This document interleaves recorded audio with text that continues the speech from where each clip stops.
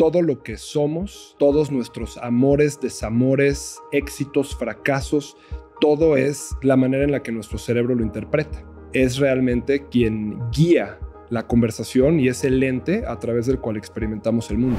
Las personas piensan que la dopamina es el neurotransmisor de la recompensa y del placer, que realmente no. La dopamina es el neurotransmisor de la anticipación, de la persecución hacia esa recompensa.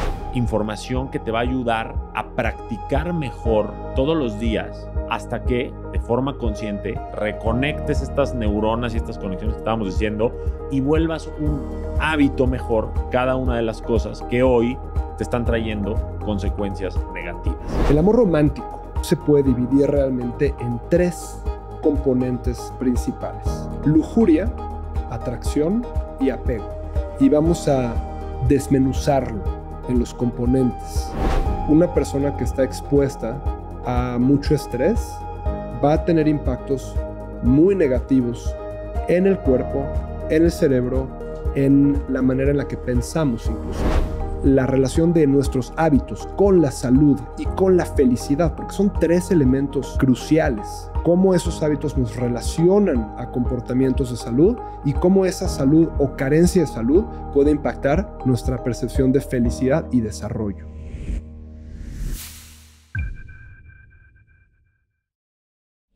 Mi querida comunidad conquistadora, bienvenidos y bienvenidas a un episodio más de su podcast, Conquista tu Mundo. Hoy estoy con alguien que, al igual que a mí, le apasiona el bienestar, el cerebro y cómo impacta todo lo que pasa dentro de nosotros en el exterior y en nuestras vidas. Alan Abruch, bienvenido. ¿Cómo estás? Muy bien, Johnny. Muchas gracias. Bienvenido y me encanta tenerte porque yo hablo mucho sobre las neurociencias, hablo mucho sobre los hábitos mentales, emocionales y conductuales. Y bueno, pues tú eres todo un maestro de neurociencias y eres miembro del Instituto de Psiquiatría, Neurociencias y Psicología del King's College London, ¿cierto? Correcto.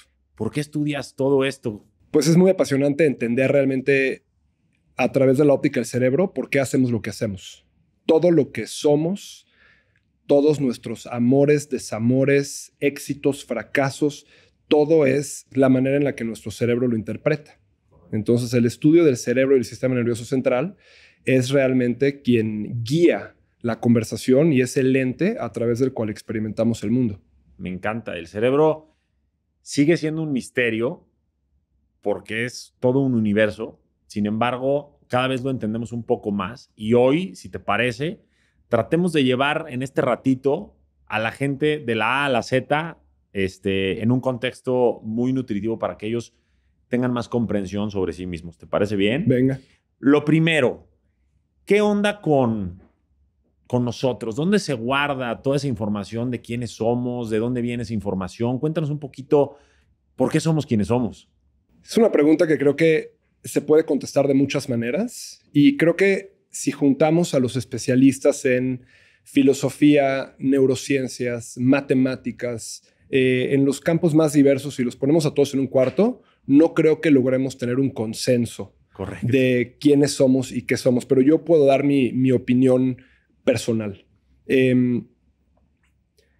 Estamos acostumbrados a pensar que, hablando del cerebro, una neurona se comunica con otra y esa otra se comunica con otra y esa otra se comunica con otra. El cerebro es mucho más complejo que eso. Realmente existe el concepto de convergencia y el concepto de divergencia. Convergencia. A una neurona no nada más le pueden llegar conexiones de otra neurona, sino le pueden llegar 10,000 conexiones de 10,000 neuronas diferentes. Y una misma neurona, esa misma neurona que tiene conexión con otras 10,000, puede conectarse con otras 1,000. Y el cerebro promedio del ser humano, aproximadamente tenemos entre 80 y 100 billones de neuronas. Y que ahí te quiero preguntar, para que la gente que todavía no lo tenga tan claro, pues, ¿qué es una neurona y para qué sirven las conexiones entre ellas? Una neurona es la unidad básica y elemental del sistema nervioso. Es una célula. Es una célula cuya principal especificidad es que se comunica por medio de electricidad y por medio de químicos.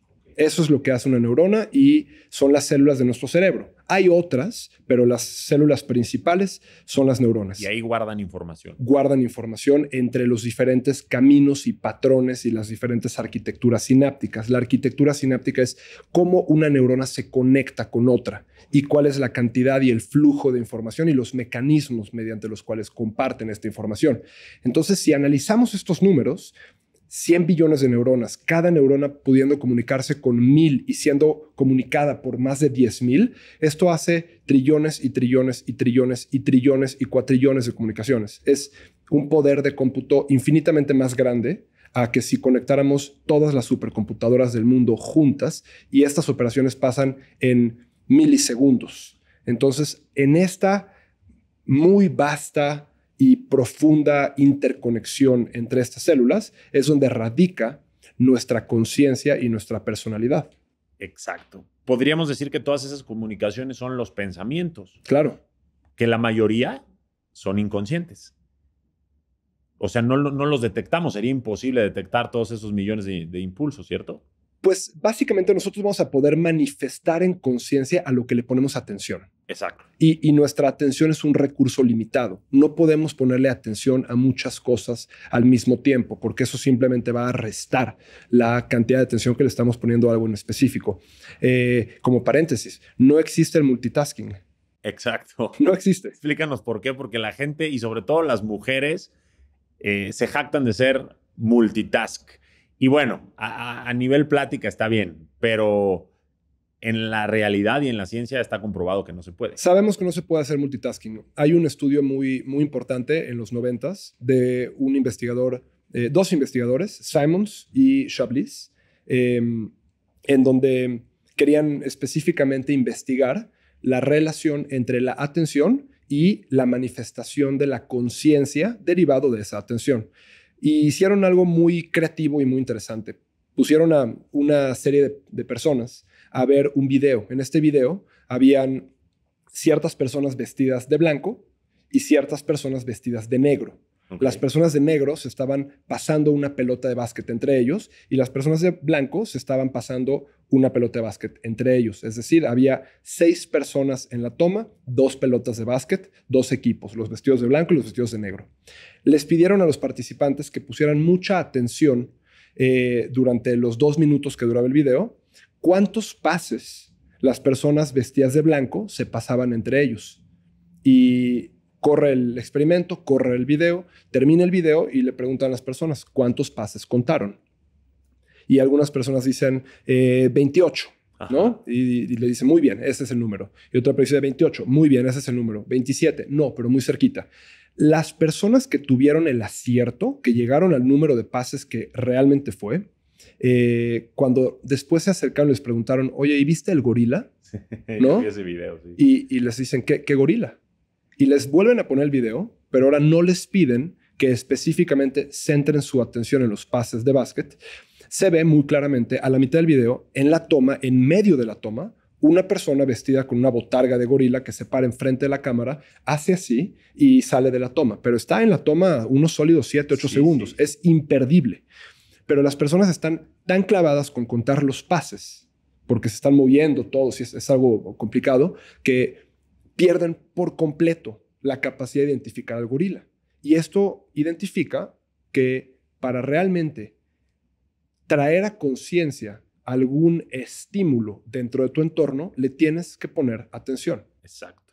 Y no puedes estar en 2 cosas a la vez. O estás en una o en otra, aunque sea muy rápido el cambio, pero no hay esta multitarea. O sea, no puedes estar poniéndole atención a más de una sola cosa a la vez. Vas a tener una atención dividida. Exacto. Entonces no vas a ser tan específico o tan exacto en lo que estás tratando de lograr. Exacto. Y entonces después de este paréntesis regresamos a lo que nos llevó a él, que es todas estas conexiones neuronales, o sea, tu sinapsis, o sea, la información que tú generaste misma, que ahorita vamos a comentar de dónde viene, te hacen ser de una cierta manera, para bien o para mal. Es tu personalidad y muchos de esos pensamientos no los notas de forma consciente, así como no notas al gorila del ejemplo que acabas de poner. Correcto. Ok.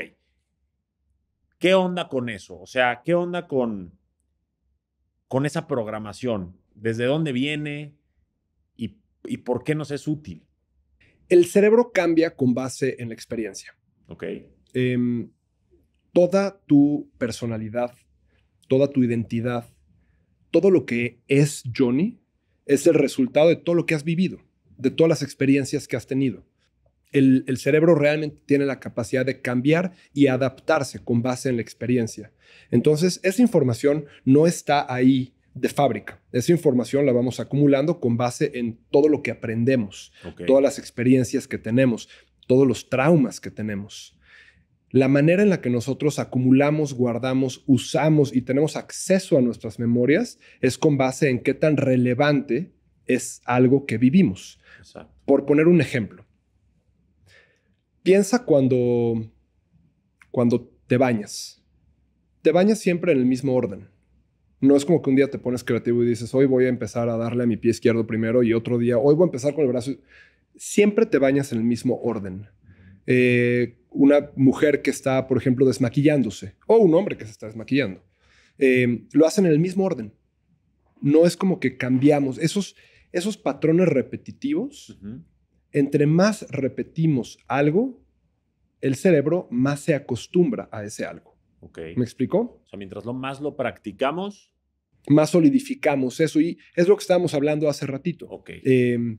Bueno, antes de que empezara... Sí, nos echamos todo un podcast antes de este podcast. Lo sentimos. El cerebro tiene esta capacidad de plasticidad, que eso es algo muy importante, porque durante mucho tiempo se creyó que hasta cierto punto tu cerebro ya no cambiaba. Y esto era muy asociado al desarrollo. Y se pensaba que de cierta edad en adelante ya tu cerebro no tenía la capacidad de cambiar. Hoy sabemos que tenemos esta plasticidad a lo largo de toda la vida. Nuestro cerebro puede adaptarse, integrar patrones de pensamiento, patrones de comportamiento, información y hacer estos cambios durante toda la vida. Okay. ¿Sí? Tenemos la capacidad constante de aprender cosas nuevas. ¿Por qué es importante realmente aprender cosas nuevas? Porque es la manera en la que vamos a poder coordinar y modificar nuestros patrones de pensamiento y nuestro comportamiento, que es lo que nos va a ayudar a desarrollar estos hábitos de los cuales vamos a platicar. Exacto. Pero hablando de manera muy puntual, entre más haces algo, más se acostumbra tu cerebro a hacer ese algo. Eso está fundamentado en un principio que se llama potenciación de largo plazo. Okay. Está basado en un principio que se llama plasticidad hebbiana. Y la potenciación a largo plazo es una palabra fancy o es un término complicado para decir tu cerebro está buscando constantemente patrones. Y entre más hagas algo y más identifique un patrón, más condicionado va a estar tu cerebro a hacer ese patrón. Y ese es el fundamento mediante el cual funcionan los hábitos. Estos hábitos pueden ser explicados de manera tan simple como siempre te bañas en el mismo orden, o también pueden ser aplicados a cómo te mueves, o cómo es tu perfil postural, o cómo interactúas en las relaciones, o qué tipo de pareja escoges, o cómo te puedes llegar a autosabotear. Exacto. ¿Me explico? Exacto. Entonces es muy importante entender que casi todas las decisiones que nosotros creemos que son genuinas, no son genuinas, son el resultado de este código y esta codificación y esta programación que tenemos en nuestro cerebro por medio de las cosas que hacemos recurrentemente. Me encanta. Y antes de llegar a los hábitos, que son como ya la información en automático que ejecutamos, quiero volver a plantear un poquito el de dónde viene. Vivencias es uno, lo que nos dicen, lo que vemos, lo que escuchamos también, ¿no? Eso lo vamos practicando, ¿cierto? Y lo vamos poniendo en nuestras vidas para bien o para mal. O sea, estoy como que queriendo recapitular un poco lo que dijimos porque obviamente puede llegar a ser un poco densa la información. Ya que estamos practicando esa información, empezamos a vivir en automático, sin darnos cuenta, ¿cierto? Sí. En una forma habitual, tanto mental, emocional y conductual. No, porque muchas veces los hábitos se cree que son solo cosas que haces, pero también son cosas que sientes o también son cosas que piensas. ¿Qué es o cómo definirías de forma más simple un hábito, una práctica? Un hábito podríamos definirlo como un proceso que se divide en 3 etapas. Okay. Hay un gatillo, hay algo que detona el comportamiento. Hay un patrón de comportamiento y luego hay una recompensa. los hábitos se desarrollan, se generan y se rompen con el compuesto de la recompensa.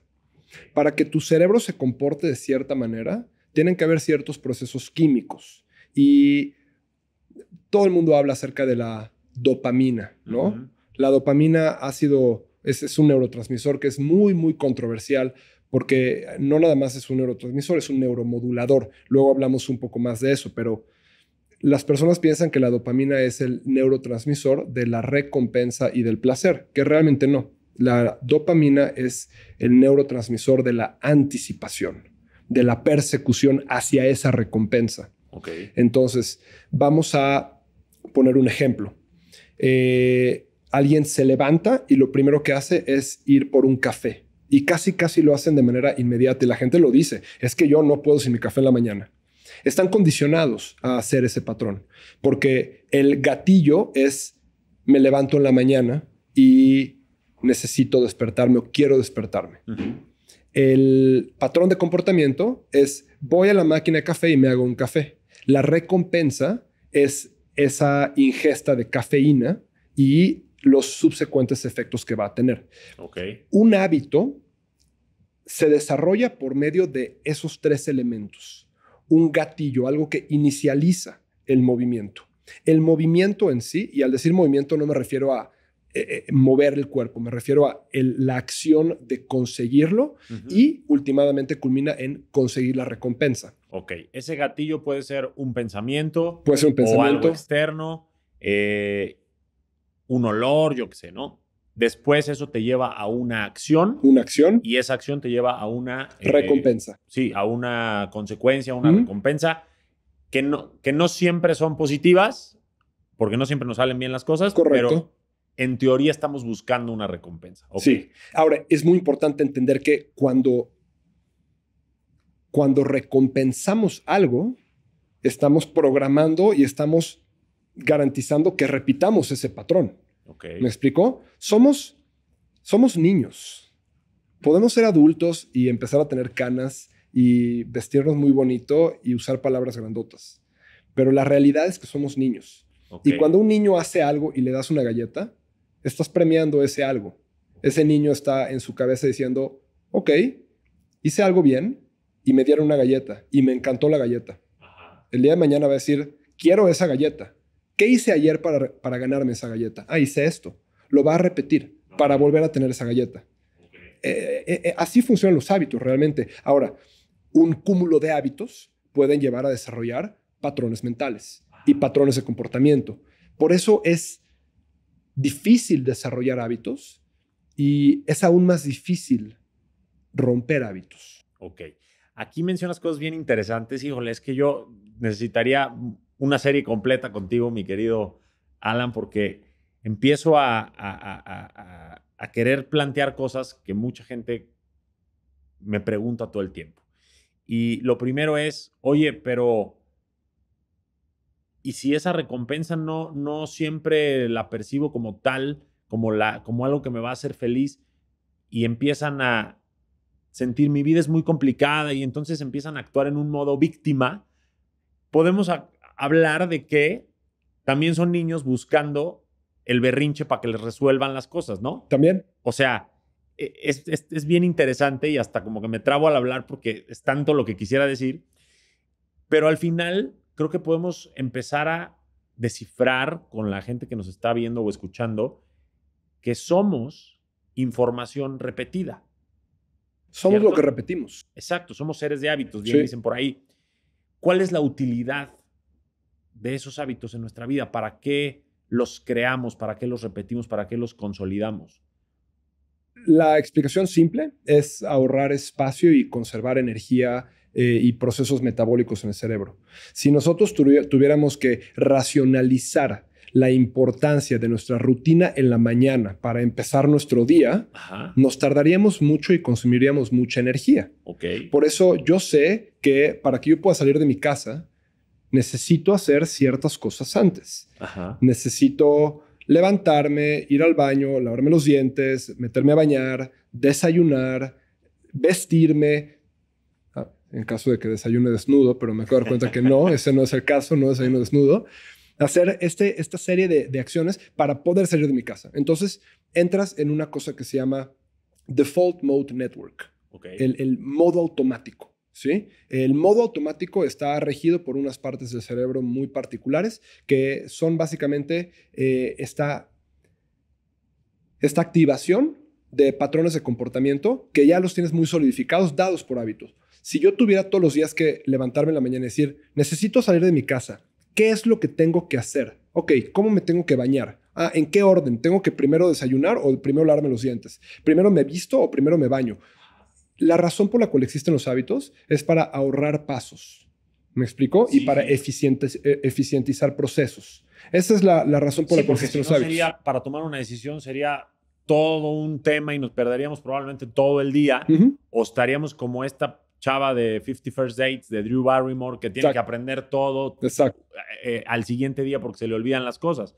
Los hábitos viene a ser una memoria que nos ayudan a desenvolvernos de cierta manera eficiente, ¿no? Los hábitos y las experiencias que tenemos solidifican esos hábitos. Okay. Si yo me subo al elevador para bajar de mi departamento y salí a la calle y sé que mi vecino tiene un perro que es un perro agresivo y una vez me mordió, esa experiencia va a hacer que mi cerebro aprenda y la siguiente vez que me tope ese perro, yo soy amante de los perros. Yo veo un perro en la calle e inmediatamente quiero abrazarlo y acariciarlo y jugar con él.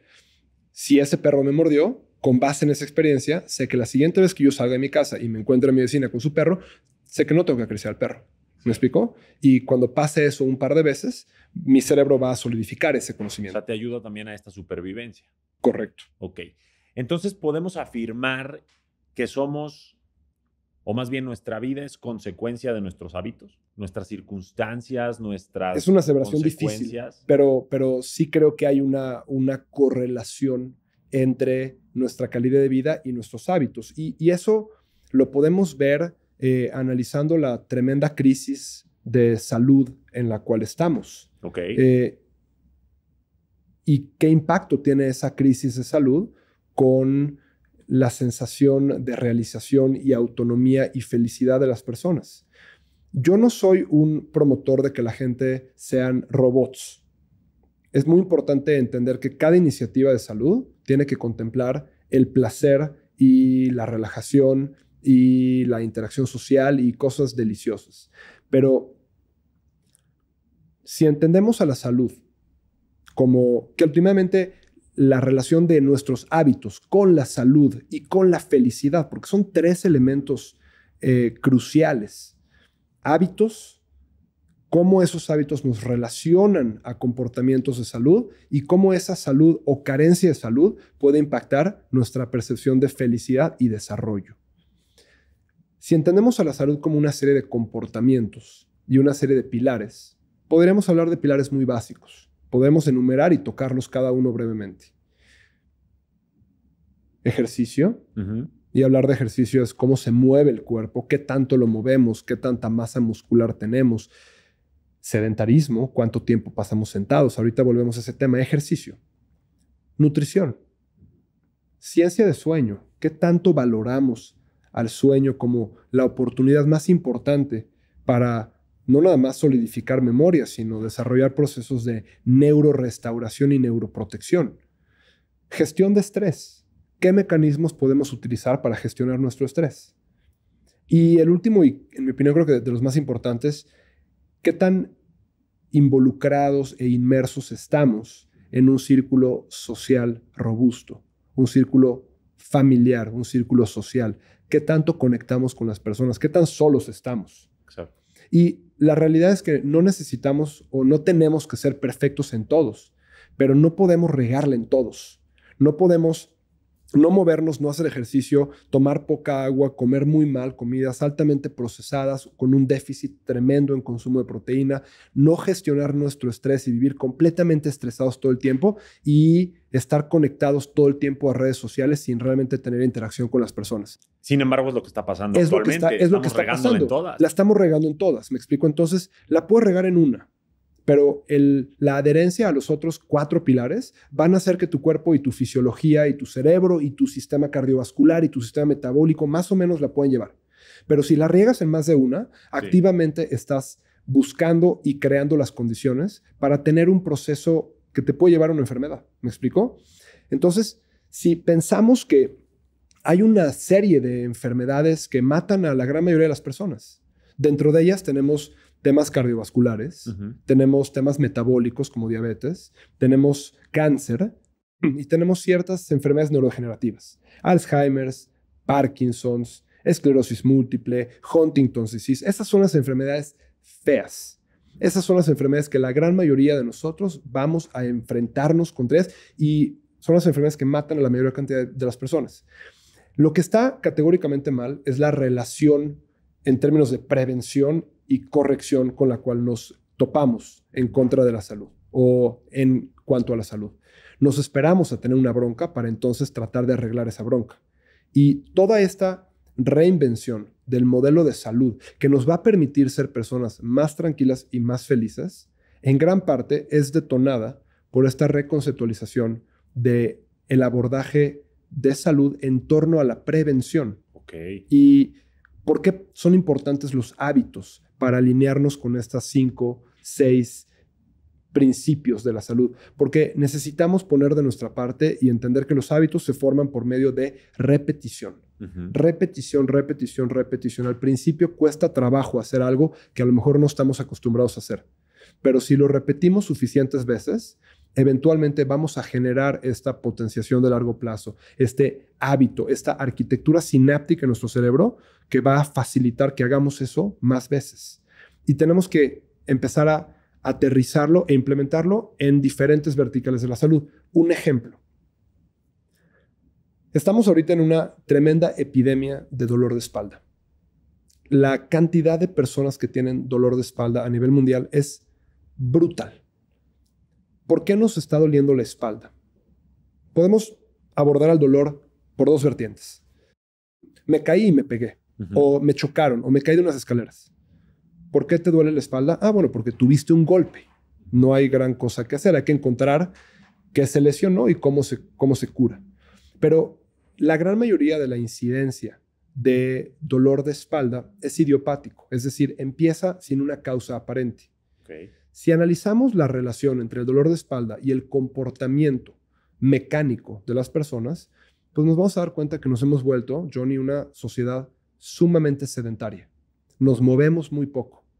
Si tú tomas en cuenta la cantidad de horas que pasas sentado en el desayuno, en la comida, en la cena, en los trayectos en coche, que en esta ciudad pueden ser enormes, el tiempo que pasamos en la computadora durante el tiempo de trabajo, durante la jornada laboral, y le sumas la cantidad de horas que pasamos en el teléfono, sí, que yo invito a que cualquier persona que escuche esto se meta a ver cuántas horas está pasando en el teléfono. Se van a sorprender. Y yo les puedo anticipar que van a ser 4 horas, 5 horas. Si tienes 20 y pocos o eres un teenager, probablemente van a ser 7, 8, 9 horas en el teléfono. El problema no es el usar el teléfono. Eso viene con otros problemas. El problema es cómo lo usamos. No estamos usando el teléfono aquí, viéndolo de frente. Estamos usando el teléfono todo el tiempo flexionando la columna, flexionando el cuello. Y si tomamos en cuenta lo poco que nos movemos, últimamente, para que un músculo esté fuerte, de la misma forma, para que un hábito esté fuerte, necesita recibir activación y repetición. Si yo paso sentado todo el día, es muy factible que ciertos músculos muy específicos de mi pelvis, de mi columna, de mis piernas, estén un poco más débiles de lo que deben de estar. Ajá. Y eso va a generar que no me carguen bien. Mi perfil postural puede estar altamente impactado por la debilidad estructural y eso va a generar grados de compresión que últimamente pueden dar lugar a desgaste articular, a patologías de columna como hernias de disco. Sí. Y la conversación empieza a partir de que las personas tienen dolor. Hola, tengo dolor, ¿qué hago? Un antiinflamatorio. Tengo dolor, una inyección. Tengo dolor, una cirugía. Cuando realmente el tema del dolor no es cómo quitarlo, sino cuáles son los factores que en primer lugar lo están causando. Claro, y no solo disfrazarlo con un No apagarlo. desinflamatorio o lo que sea. Ir a la raíz de lo que lo está generando, como lo dices tú, y rehabituar esa práctica que te está llevando a tener ese dolor. Ahorita estamos hablando de un dolor físico. al ratito vamos a hablar de un dolor emocional. Claro. Entonces, es muy importante y me encanta, síguenos platicando porque estamos viendo lo que nos puede causar una práctica de algo que estamos practicando mal. O en muchas ocasiones ni siquiera sabemos que lo estamos practicando. Estamos perdidos sin un pensamiento crítico, sin este análisis de cómo nos estamos comportando, porque la vida es complicada y en muchas ocasiones entramos en este patrón de repetición sin realmente tener un escrutinio de por qué hacemos las cosas que estamos haciendo o cómo las estamos haciendo. Y este es un simple ejemplo, ¿no? Cómo nos estamos moviendo poco, de qué manera eso impacta a nuestro cuerpo y de qué manera nuestro cuerpo reacciona generando ciertas adaptaciones. Exacto. Que pueden eventualmente precipitar dolor. Yo llevo trabajando mucho tiempo con personas con dolor. Yo me dedico a eso. Me dedico a trabajar con personas que tienen dolor crónico. En las clínicas que tengo a un grupo fantástico de personas que más que clavarnos con la idea de cómo quitar el dolor, necesitamos desarrollar un proceso educativo para que las personas entiendan cómo quitar el dolor puede llegar a ser fácil. Evitar que el dolor regrese implica una modificación de estilos de vida y implica como si lo quisiéramos ver como una suplementación. Exacto. Por ejemplo, una persona que vive en el norte de Noruega y durante invierno no hay sol, necesita suplementar con una dosis de vitamina D todos los días. Simple. Una persona que tiene 90 años y ya no está comiendo proteína, ya no está comiendo el señor, necesita suplementar con una malta de proteína todos los días. Un diabético que no produce insulina necesita suplementar con insulina. ¿Qué tenemos que hacer o qué hacen las personas o qué deberían de hacer las personas que tienen una vida sedentaria, en donde pasamos de una cama a un excusado, a una silla, a un asiento de un coche, a un escritorio, a un coche, a regresar a la casa a ver Netflix 2 horas y a dormirnos en donde no hay movimiento? Tenemos que suplementar con movimiento. Claro.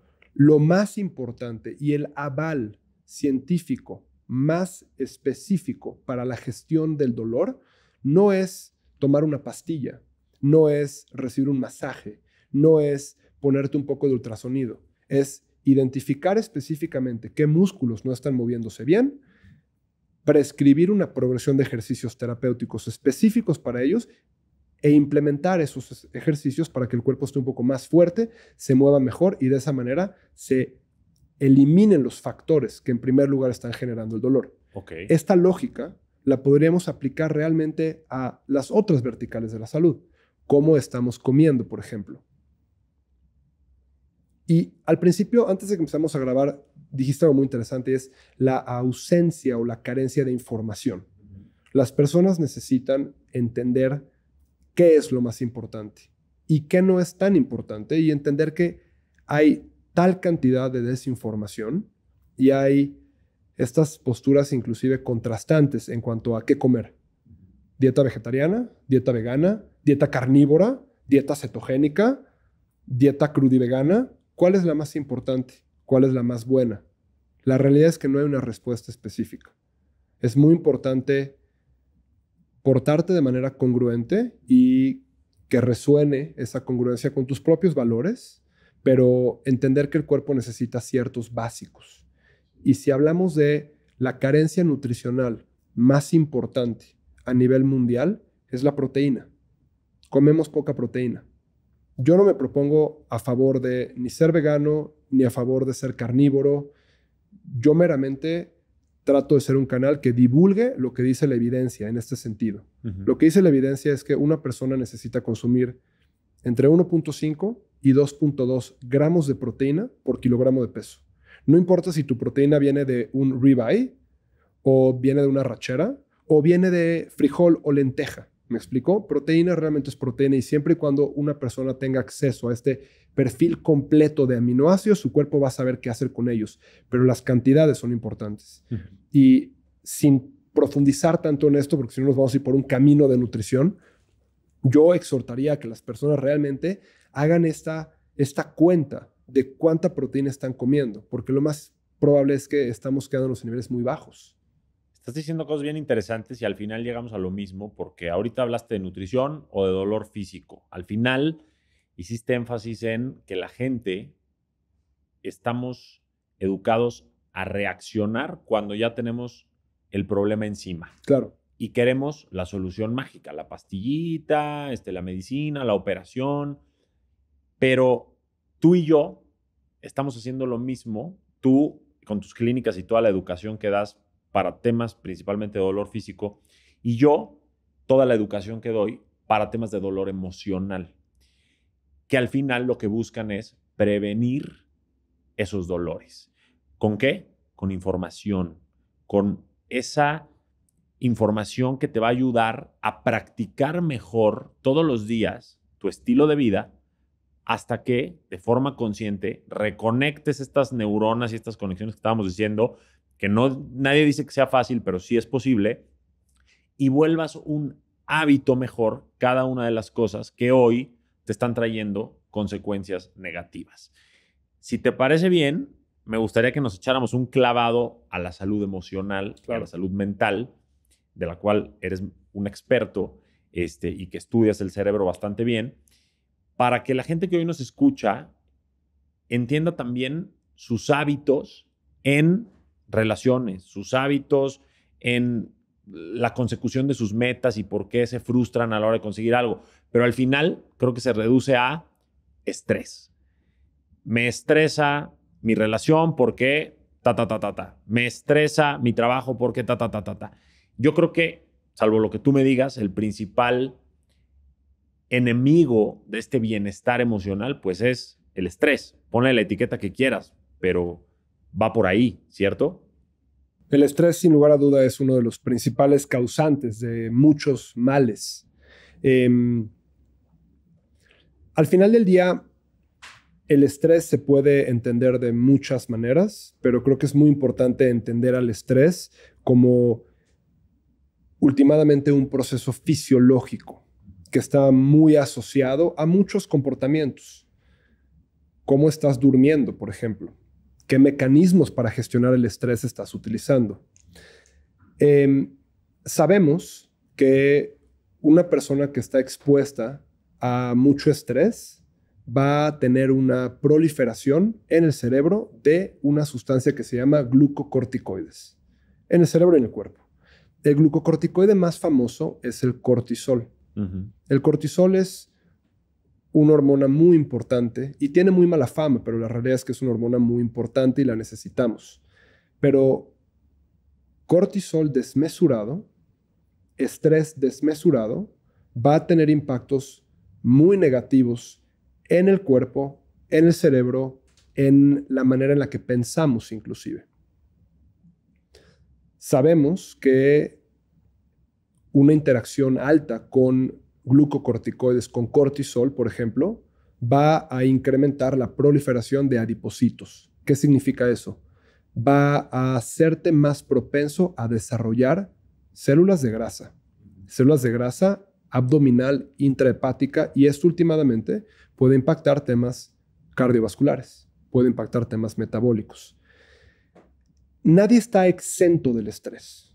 Todos vamos a sentir estrés en la vida. Es algo natural, es algo un natural. Aliado. Y de hecho, a cierta medida. Hay una razón evolutiva por la cual tenemos a una amígdala y una ínsula y una corteza adrenal y estas regiones del cerebro altamente especializadas en mantenernos alerta, atentos. Son mecanismos de supervivencia y son mecanismos que pueden ser sumamente importantes porque nos permiten tener enfoque y atención. Ajá. Pero es muy importante entender que hay otros mecanismos también sobre los cuales tenemos que aprender y apoyarnos para mitigar el estrés. Claro, porque como dices, si es desmesurado, nos juega en contra. Si es a un cierto nivel, nos juega a favor porque nos está ayudando a entender que hay algo que tenemos que resolver, nos da el enfoque para resolverlo y la adrenalina para hacerlo. Y hay círculos viciosos, que eso es muy importante entender. Si yo tengo dosis altas de estrés, eso puede llegar a impactar mi sueño. Uh-huh. Y si mi sueño no es adecuado, no estoy realmente teniendo las fases restaurativas y de descanso, lo que va a impactar mi performance al día siguiente y me va a hacer más susceptible a tomar malas decisiones. Vas a estar irritable. Vas a estar irritable, eres más propenso a buscar comidas con alto contenido calórico y grasa, y eso va a tener un impacto en temas metabólicos y va a generar cierto nivel en cómo se comporta tu insulina y glucosa en sangre, y eso a la vez va a impactar otras cosas. Entonces se vuelven, para no entrar en tecnicismos, se vuelven estas cascadas y estos efectos uno tras otro, que últimamente necesitamos encontrar la manera de controlar el estrés. Ahora, yo creo que el desarrollar hábitos poderosos es una forma muy simple que todo el mundo tiene acceso a controlar el estrés. Si yo pudiera aterrizar esto en un hábito o en un consejo muy simple, las personas hoy en día cuando se levantan, ¿qué es lo primero que hacen? Agarrar el celular. Agarrar el celular y entrar ¿a qué? A las redes sociales. A las redes sociales. Y el contenido en las redes sociales normalmente es muy positivo o es muy... Sí, te genera mucha envidia, ansiedad. Sí. No estamos viendo cosas excelentes y buenas. Estamos viendo noticias fuertes o entramos a lo mejor a redes sociales en donde nos comportamos de una manera. El promedio de atención de cada publicación, ¿cuánto dura? Segundos. Sí. Segundos. Vemos algo, luego vemos otra cosa, luego vemos otra cosa, luego vemos otra cosa, luego vemos otra cosa. Y no estamos viendo algo del mismo tema o el mismo tono. Pasamos de ver la foto del hijo de mi amiga a el desastre de Acapulco, a el terrible concepto de lo que está viviendo Medio Oriente en este momento, a la foto del perro de mi amiga, a un anuncio de una camiseta. Es muy temprano para nuestro cerebro para estar expuesto a esa intermitencia de información que va a generar una respuesta en partes completamente separadas del cerebro. Cuando tú estás dormido, tu cerebro está atravesando por ciertas ondas cerebrales, ciertas ondas gamma, ciertas ondas teta, ciertas ondas delta. Cuando tú te levantas, esos 10, 15 minutos en donde ya abriste los ojos pero todavía no has aterrizado, estás en ciertas ondas que se llaman ondas alfa. Y es un momento de muy profunda contemplación. Es un momento muy clavado en creatividad, muy introspectivo. Esos 10, 15 minutos al levantarte son muy importantes porque van a hacer un priming de cómo va a ser el resto de tu día. Cuando tú ya estás muy clavado en algo que se llama Goal Directed Behavior, ya es un enfoque con un objetivo muy puntual. Tu cerebro transiciona a otro tipo de ondas, que ya son ondas beta. Eso ya es cuando estás completamente despierto y enfocado en hacer una acción, porque necesitas hacer otra acción y llegar a trabajar y tu día completo. Yo recomendaría, como una de las formas accionables y sin meternos a las bases neurales del por qué, como un mecanismo simple para controlar o disminuir este nivel de ansiedad y estrés que las personas están experimentando en el día a día, el consejo es no agarres tu celular inmediatamente después de levantarte. Es más, entre más puedas alargar el tomar tu celular en la mañana, mejor te vas a sentir. Sí, los retamos a todos a que lo hagan por lo menos 2 días para que vean cómo se sienten. Yo lo he comprobado, yo lo practico lo más posible. A veces hay cosas que quieres atender inmediatamente y me doy cuenta que cuando no lo agarro a cuando lo agarro, mi nivel de estrés empieza muy diferente en ese día. Por supuesto. Y además, digo esto ya sin entrar, como dices, a tecnicismos, pero qué hueva empezar el día en vez de estar viendo cómo vas a hacer las cosas tú, qué tienes que hacer en tu día, inspirarte, tomarte tu cafecito contigo en caso de que te lo tomes. Qué hueva estar envidiando a la gente o viendo lo que no tienes o viendo cómo todas aparentan tener una vida mejor que tú o problemas ya muy complicados como la guerra, los desastres. Te empiezas el día sintiendo un caos, el mundo. Claro. En cambio, cuando te das el tiempo de arrancar con estas ondas cerebrales que dices y empiezas con otro ritmo, tú solito estás determinando un destino diferente para esa página de tu libro. Hay un dicho que me causa mucha gracia y se puede aplicar de muchas maneras. ¿Para qué me invitan si ya saben cómo me pongo? ¿No? Por alguna razón me causa mucha gracia ese dicho y las personas somos increíblemente ágiles en autosabotearnos y hacer ciertas cosas que sabemos que están mal. Y para cambiar esas cosas o esos factores necesitamos ser muy críticos y muy congruentes con lo que queremos. El día de mañana que alguien escuche esto, se va a ir a dormir y al día siguiente se va a levantar y ojalá y esta conversación sea lo suficientemente novedosa y impactante para que se solidifique en la memoria de alguien que escuche esto y se sienta un poco empujado o empujada a hacer este experimento. Exacto.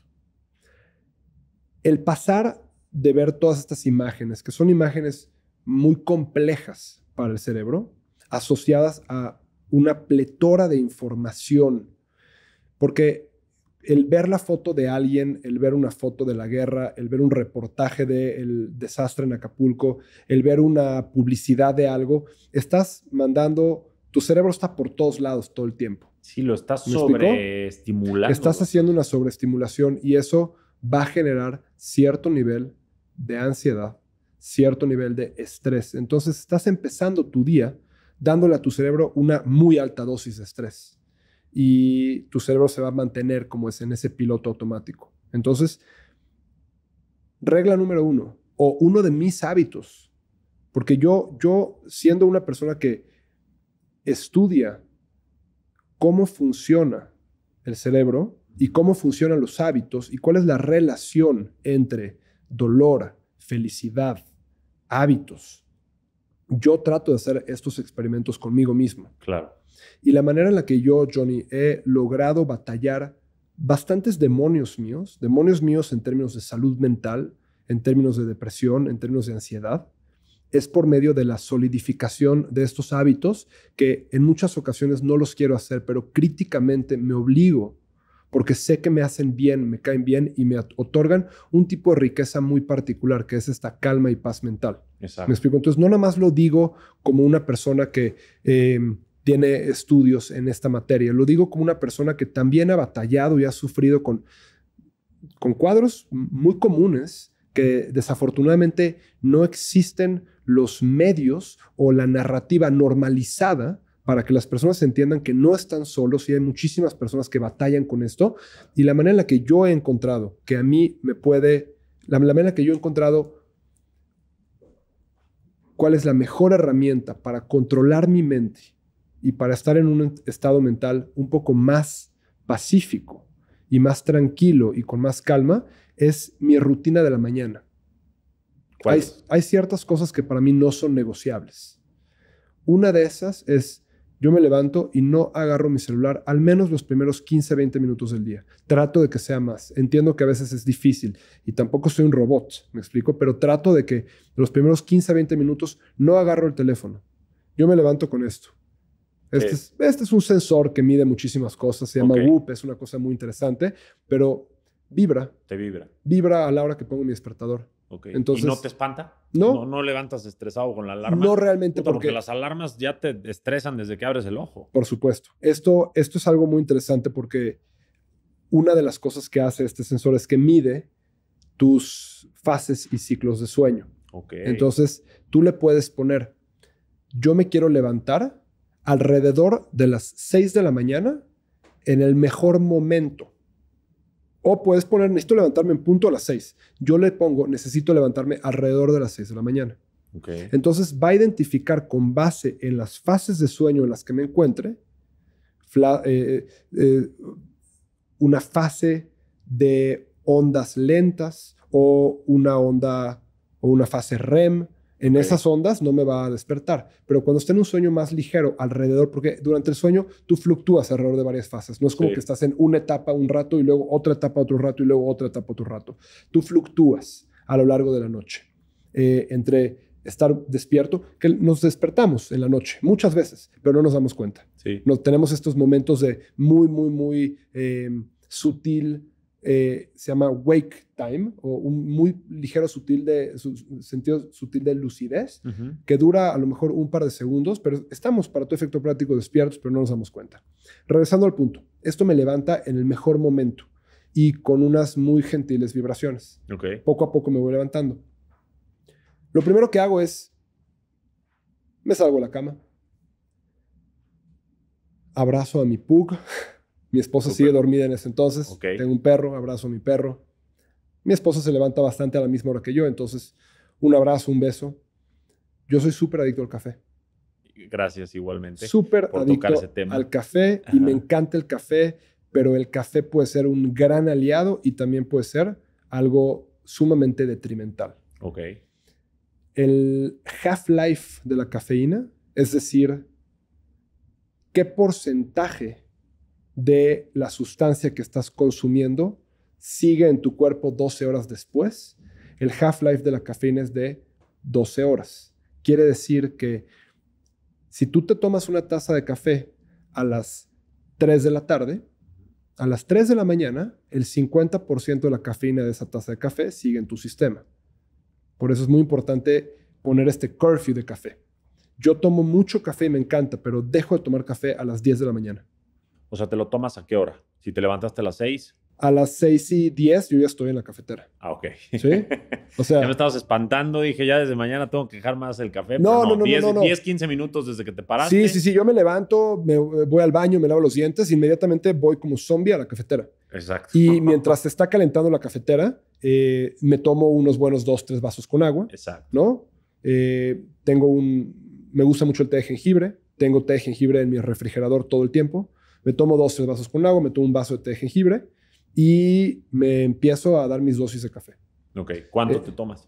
Pues a lo mejor me tomo unas 2-3 tazas en la mañana y tengo estos 10-15 minutos mientras me tomo mi café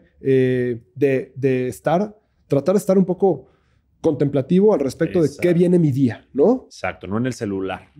Porque si le metes todo el estrés que te genera el café y le metes todo el estrés más las redes sociales, puta, pues vas a explotar, ¿no? Entonces yo ya tuve para este punto ya tuve unos buenos 20 minutitos, 25 minutos en donde ya estoy despierto, es temprano, está saliendo el sol, escucho a los pajaritos en los árboles que están afuera de mi cuarto. Contemplas, piensas qué viene en tu día, ¿me explico? Y después empieza mi rutina de ejercicio, que para mí es otro gran no negociable. ¿Por qué?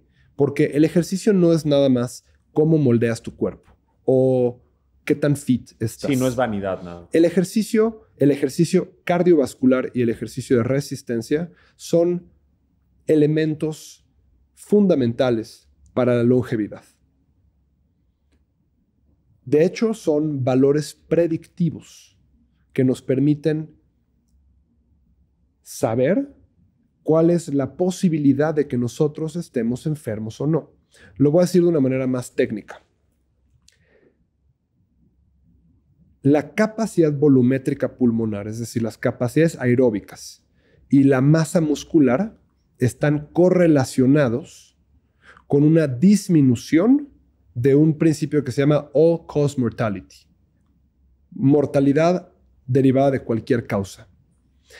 Entre más ejercicio y mejor hábito de ejercicio, tanto de resistencia como cardiovascular, tenga una persona, sus chances de enfermarse son menores. Sus chances de vivir más son mayores. Y últimamente, ya si nos queremos meter en un tecnicismo, pero muy sutil y muy interesante, el ejercicio va a generar ciertos cambios en el cuerpo.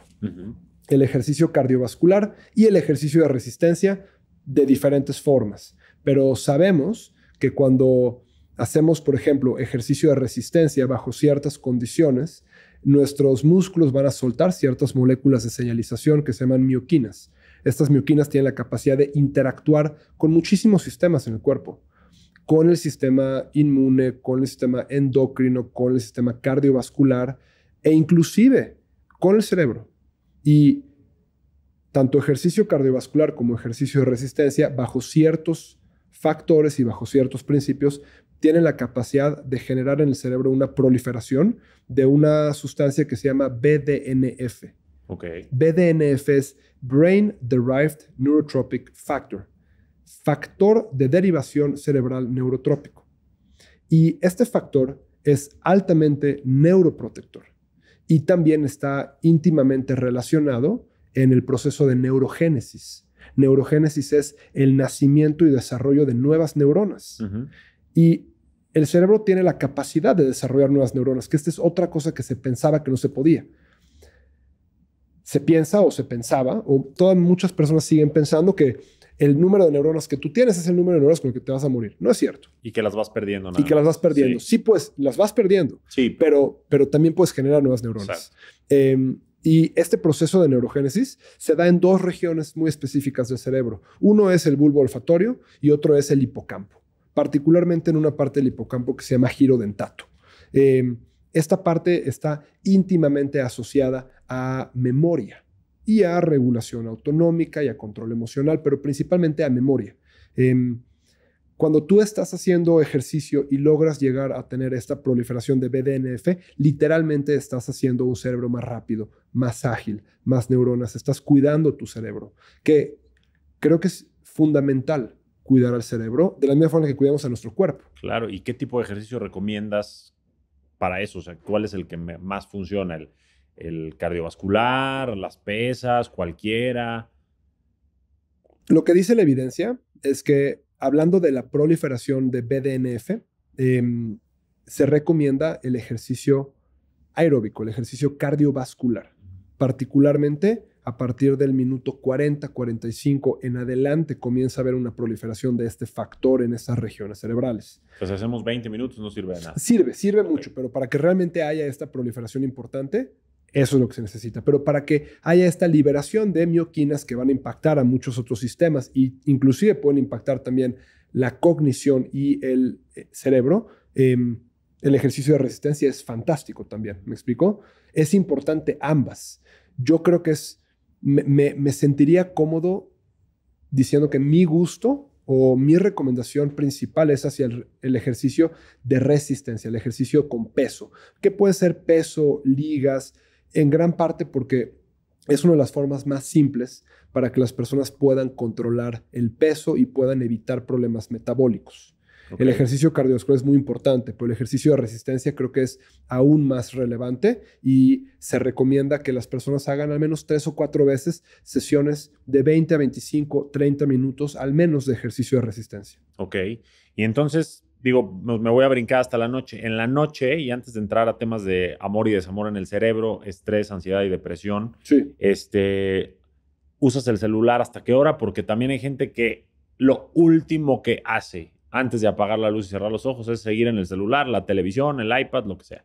Está cabrón, porque entonces esta persona hipotética de la cual estamos hablando, que es la gran mayoría de todos, es lo primero que hacemos al levantarnos es ver el celular y lo último que hacemos antes de dormirnos es ver el celular. Cuando lo primero que tendríamos que hacer al levantarnos es contemplar nuestra propia existencia, planificar y visualizar nuestro día y lo último que tendríamos que hacer es voltearnos con la persona que está al lado de nosotros y decirle te amo. Ese es el mundo ideal. Trato. No soy un robot y soy una persona con muchas fallas también. Entonces, a pesar de que tengo la información, en muchas ocasiones me confronto con estas disonancias cognitivas, en donde sé que tengo que cenar temprano, dormirme temprano. Yo no negocio mi sueño. Yo soy una persona que realmente se duerme temprano porque valoro mucho mi rutina de la mañana. Ajá. ¿Me explico? En la mañana ya te conté de mi rutina, termino de hacer ejercicio, tengo un ratito de dejar que mi cerebro esté divagando por todos lados, porque es donde viene la creatividad. Claro. Me pongo a estudiar, me pongo a leer y después me voy a trabajar y veo a mis pacientes que tienen cuadros de dolor crónico y trato de, sí, hacer procesos terapéuticos, pero también transmitirles la información de que su dolor tiene una gran correlación con cómo está su estrés y cómo están sus patrones. En la noche, trato de dormirme temprano, definitivamente. Yo estoy en la cama a las 9:45. Sí o sí. Venga, si un día me dices, oye, es mi cumpleaños y vamos a ir a cenar, por supuesto que voy a ir al cumpleaños y voy a cenar, ¿me explico? Pero en el día a día soy muy rígido con mi hora de cama. Trato de cenar al menos unas 2 horas antes de irme a dormir. porque también ir a cenar justo antes de dormir va a impactar un poco la calidad de tu sueño. Y venga, a lo mejor me puedo echar un capítulo de una serie buena que esté viendo con mi esposa o algo entretenido, pero tratamos de apagar la tele al menos una horita antes de irnos a dormir. Y tratamos de platicar un rato, tener un poco de tiempo de calidad. ¿Me explico? Porque es muy importante. Y ahorita que hablemos de... ¿Dónde dejan los celulares? ¿Ahí? ¿En el buró? ¿En lejos? ¿En el vestidor? ¿En Los el celulares baño? se cargan. La realidad es que los tenemos al lado de la cama. ¿Me explico? No, simplemente no es algo que lo agarramos todo el tiempo. Digo, me encantaría decir que dejo mi celular en el otro cuarto, pero no. Simplemente lo conecto al lado de mi cama, viendo para abajo. ¿Has practicado no agarrarlo? Tengo la práctica de no agarrarlo. Y aquí es donde me voy a ir metiendo, porque estamos viendo cómo practicar de forma consciente una cosa, una conducta, te lleva a eventualmente hacerlo de forma inconsciente. Correcto. Y entonces ahí te rehabituaste, te reprogramaste y eres una persona diferente en torno a esa conducta, que en este caso es el celular, pero bien podría ser un patrón, un trauma, cualquier cosa, un tipo de pensamientos. Quiero entrar a 3 grandes pilares antes de meterme al amor y al desamor en el cerebro, pero que tienen mucho que ver, y son la ansiedad, el estrés y la depresión. Ok. Háblame de ellos, pero desde un punto de vista de los hábitos, porque también la gente que está deprimida en su cama todo el tiempo, o no todo el tiempo, pero que se queda ahí, refuerza, ¿no? Este tema. Y hablo de temas psicológicos, no tanto temas más del organismo. A ver qué me puedes decir al respecto, como para hacer conciencia de esto. Para poner un poco de contexto, me gustaría citar un estudio que nos ayuda a dimensionar el tamaño de esta crisis. Ok.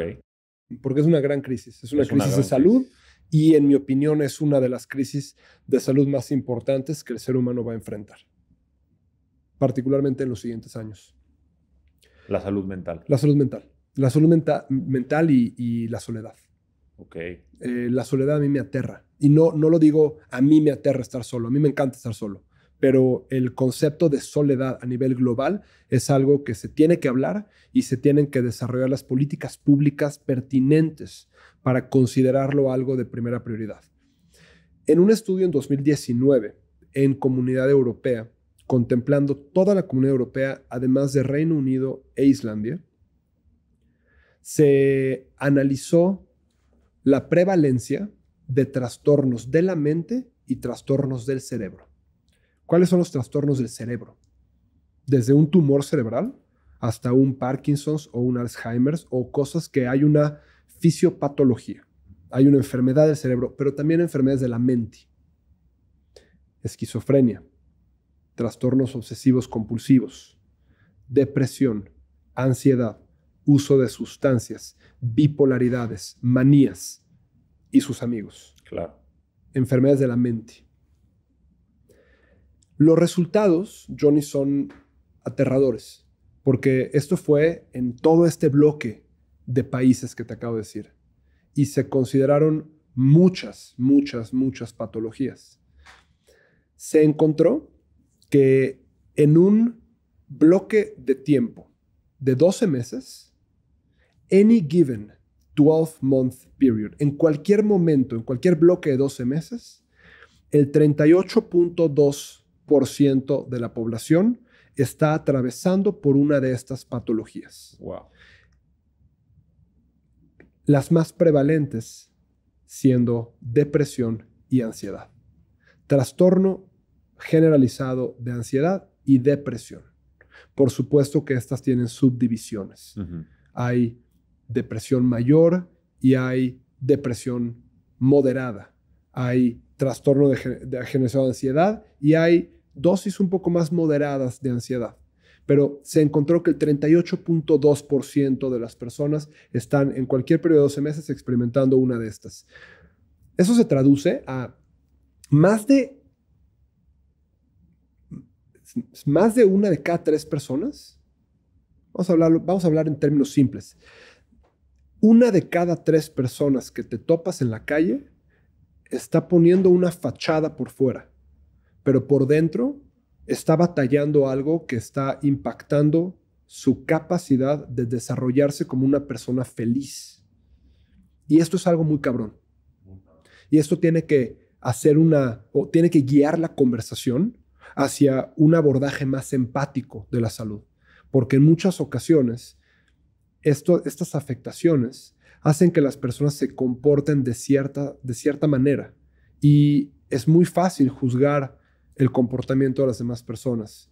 Y creo que en estos momentos que estamos viviendo un mundo tan fuera de control, con tal prevalencia de depresión, de ansiedad, de conflictos, de guerras, de desastres, tenemos que cambiar la conversación y tiene que ser guiada principalmente por empatía. Empatía y educación. Porque si esta información, esta data, es un estudio que se llama El tamaño y costo de salud mental. The Size and Burden of Mental Health, 2019, en Europa. Si tratáramos de traspasar esta información o esta data a Estados Unidos, ¿qué encontraríamos? ¿1 de cada 3? O igual y más, ¿no? Yo creo que más, ¿no? Yo también. Si traspasáramos esta información a México y mantuviéramos esos niveles y esas prevalencias, esto nos lleva realmente a replantear y a reconceptualizar cómo nos estamos relacionando con la salud y cuál es la correlación de la implementación de estos hábitos de los cuales hablábamos con estas verticales de la salud: gestión de estrés, cuidado del sueño, nutrición, ejercicio, integración social, todas en torno a este monstruo que es la salud mental. Ahora, hay muchas teorías. Está, por ejemplo, la triada de Beck, ¿no? Aaron T. Beck, uno de los principales proponentes de la teoría cognitiva conductual, habla mucho acerca de que la depresión está caracterizada por pensamientos intrusivos. Hay muchas formas de abordar estos pensamientos intrusivos. La ansiedad, la incapacidad de decidir, hay muchas opciones, no sé por cuál irme. La depresión, no tengo la motivación necesaria. Es muy fácil caer en estos errores de tratar de conceptualizar de manera muy simple qué es la depresión o qué es la ansiedad. Es muy difícil. Y yo argumentaría que no debemos de tratar de aterrizar en palabras muy simples y decir qué es la ansiedad, qué es la depresión. Sin embargo, a nivel cerebro, sí hay señales claras de cuando alguien está deprimido, cuando alguien sufre ansiedad o cuando alguien tiene un estrés crónico. Sí, van a haber ciertos cambios. Por ejemplo, Exacto. Sabemos que la depresión está muy caracterizada por niveles muy bajos de serotonina. Por eso se utilizan los inhibidores selectivos de la recaptura de serotonina, que son los antidepresivos. ¿Me explicó? Como fluoxetina, por ejemplo. Son los antidepresivos clásicos y es la forma en la que garantizamos que la degradación de serotonina sea más lenta. Entonces, incrementamos los niveles de serotonina en los espacios presinápticos, en los espacios sinápticos, en el synaptic cleft. Y esto hace que la concentración de serotonina suba un poco. Sin embargo, Alan, creo que ahí estamos nuevamente mencionando la reacción. El ya lo tengo, ¿cómo lo soluciono si ya lo tengo? Pero creo que nuevamente podemos llegar a esta prevención mediante la educación, que estamos en pañales. O sea, gente como tú y como yo estamos haciendo nuestra lucha desde nuestra trinchera para hacer conciencia a nosotros y transmitir esa conciencia a los demás para que cada vez sea menos esto, porque se está viendo muy complicado el mundo y tú y yo lo hemos vivido en carne propia. Es horrible tener una depresión, es horrible vivir en ansiedad y es horrible tener un estrés sostenido. Es horrible. Si tuviéramos la educación y supiéramos cómo funciona nuestro cerebro un poquito más o supiéramos cómo gestionar el estrés, porque al final creo que el cortisol es mucho del detonante de estas tres cosas, entonces a lo mejor entraríamos a un círculo un poquito más virtuoso respecto a nuestros hábitos. Sí. Y aquí voy a mencionar las relaciones de pareja, no para meternos a una especie de doctor corazón, sino porque la gente proyecta en la relación de pareja todo esto que dijimos durante todo el episodio. Oye, no dormí bien y voy y me peleo con mi esposa. Y entonces eso me genera más estrés, ¿no? O, no sé, algo me fue mal en el trabajo y me desquito en casa. O, no sé, tengo cierta ansiedad futura por mis deudas y le echo la culpa a mi mujer porque gasta mucho. Yo qué sé. Es un foco o es un lugar donde arrojamos todo este estrés y proyectamos todo eso. Y hay mucho, es que es enorme el tema. O sea, si te fijas, estoy tratando de abordarlo por un lado de forma simple, pero es demasiado extenso. Quiero que vayamos a entrar a lo que es el amor en el cerebro. Uh-huh. Quiero que veamos su antítesis, por llamarlo de alguna manera, que es el estrés. Porque Uh-huh. cuando hay estrés, la serotonina baja. O llamémosle amor, felicidad y todo lo bueno en el cerebro. Y luego, por el otro lado, el estrés y demás. Yo creo que la antítesis del amor, más que el estrés, es la indiferencia. Ok. La gente dice que la antítesis del amor es el odio, ¿no? Okay. De hecho, si tú le preguntas a una persona y le dices, quiero que digas la palabra que sea completamente opuesta a lo que voy a decir. Okay. Entonces dices, negro, blanco, cielo, infierno. Y cuando le dices a las personas amor, dicen odio. Okay. Yo argumentaría que el odio y el amor se parecen mucho. Son sensaciones intensas, profundas, que nos sacan de nuestro centro y nos hacen actuar de manera irracional. Cierto. Yo creo que el antítesis del amor es la indiferencia. Tienes mucha razón. Fíjate, ayer platicaba con un amigo mío. Me dice, Johnny, me divorcié hace un tiempo. Me peleé durante 8 años legalmente y por teléfono y todo con mi ex esposa. Y ahora regresé con ella. Y la amo. Le digo, oye, y no le noté así algo muy tóxico en el tema. Nada más le dije, oye, pues es que a lo mejor nunca la dejaste de amar. O sea, nada más canalizaste diferente la forma intensa de sentir. Y en una era amor y en otra tú le pusiste la etiqueta de odio, pero sentías intensamente por ella. Intensidad. Y bueno, ahora entiendo lo que estás diciendo. Claro. Creo que se tendría que haber preocupado si llega, o no preocupado, pero tendría que haberlo analizado de manera más crítica si llega un punto en donde dice, me divorcié de mi esposa y ya no me interesa. No siento nada. Ya no siento nada por ella. Tienes razón. ¿Me explicó? Tienes Porque toda la razón. eso es algo, eso sí involucra otra completa química del cerebro, cuando el amor y el odio realmente pueden ser muy parecidas. Total. Vamos, si quieres, ya sé cómo estructurarlo para que la gente nos siga perfectamente y no hacerlo tan complicado, a ver los hábitos y todo lo que hemos hablado hasta ahorita del cerebro y demás desde el enamoramiento. ¿Te parece bien? Me encanta. El tema del amor es muy interesante. Es muy interesante y hay gente que está habituada al enamoramiento, se vuelve adicta al enamoramiento o es un hábito muy arraigado que tienen. Pues es y que de ahí no avanzan. el amor es muy delicioso. Pero si hablamos del amor, hablemos del amor romántico. Okay. Y vamos a desmenuzarlo en los componentes. Uno de los proponentes y investigadores más importantes del amor es una investigadora que se llama Ellen Fisher. Ajá, me encanta. Ellen Fisher es una persona con un nivel de conocimiento fantástico y ella propone que el amor se puede dividir realmente en 3 componentes principales. Ok. El amor romántico, hablando de amor de pareja. Lujuria, atracción y apego. Ok. Vamos con el primero, lujuria. El término lujuria, como ella lo propone, está hablando de gratificación sexual. Nada más. Instinto de reproducción. Instinto de reproducción. ¿Por qué tenemos ese mecanismo en los mamíferos? Más que en los mamíferos, realmente en todo animal. Lo que queremos es transmitir nuestros genes. Queremos garantizar que nuestra especie siga. ¿Qué guía a la lujuria?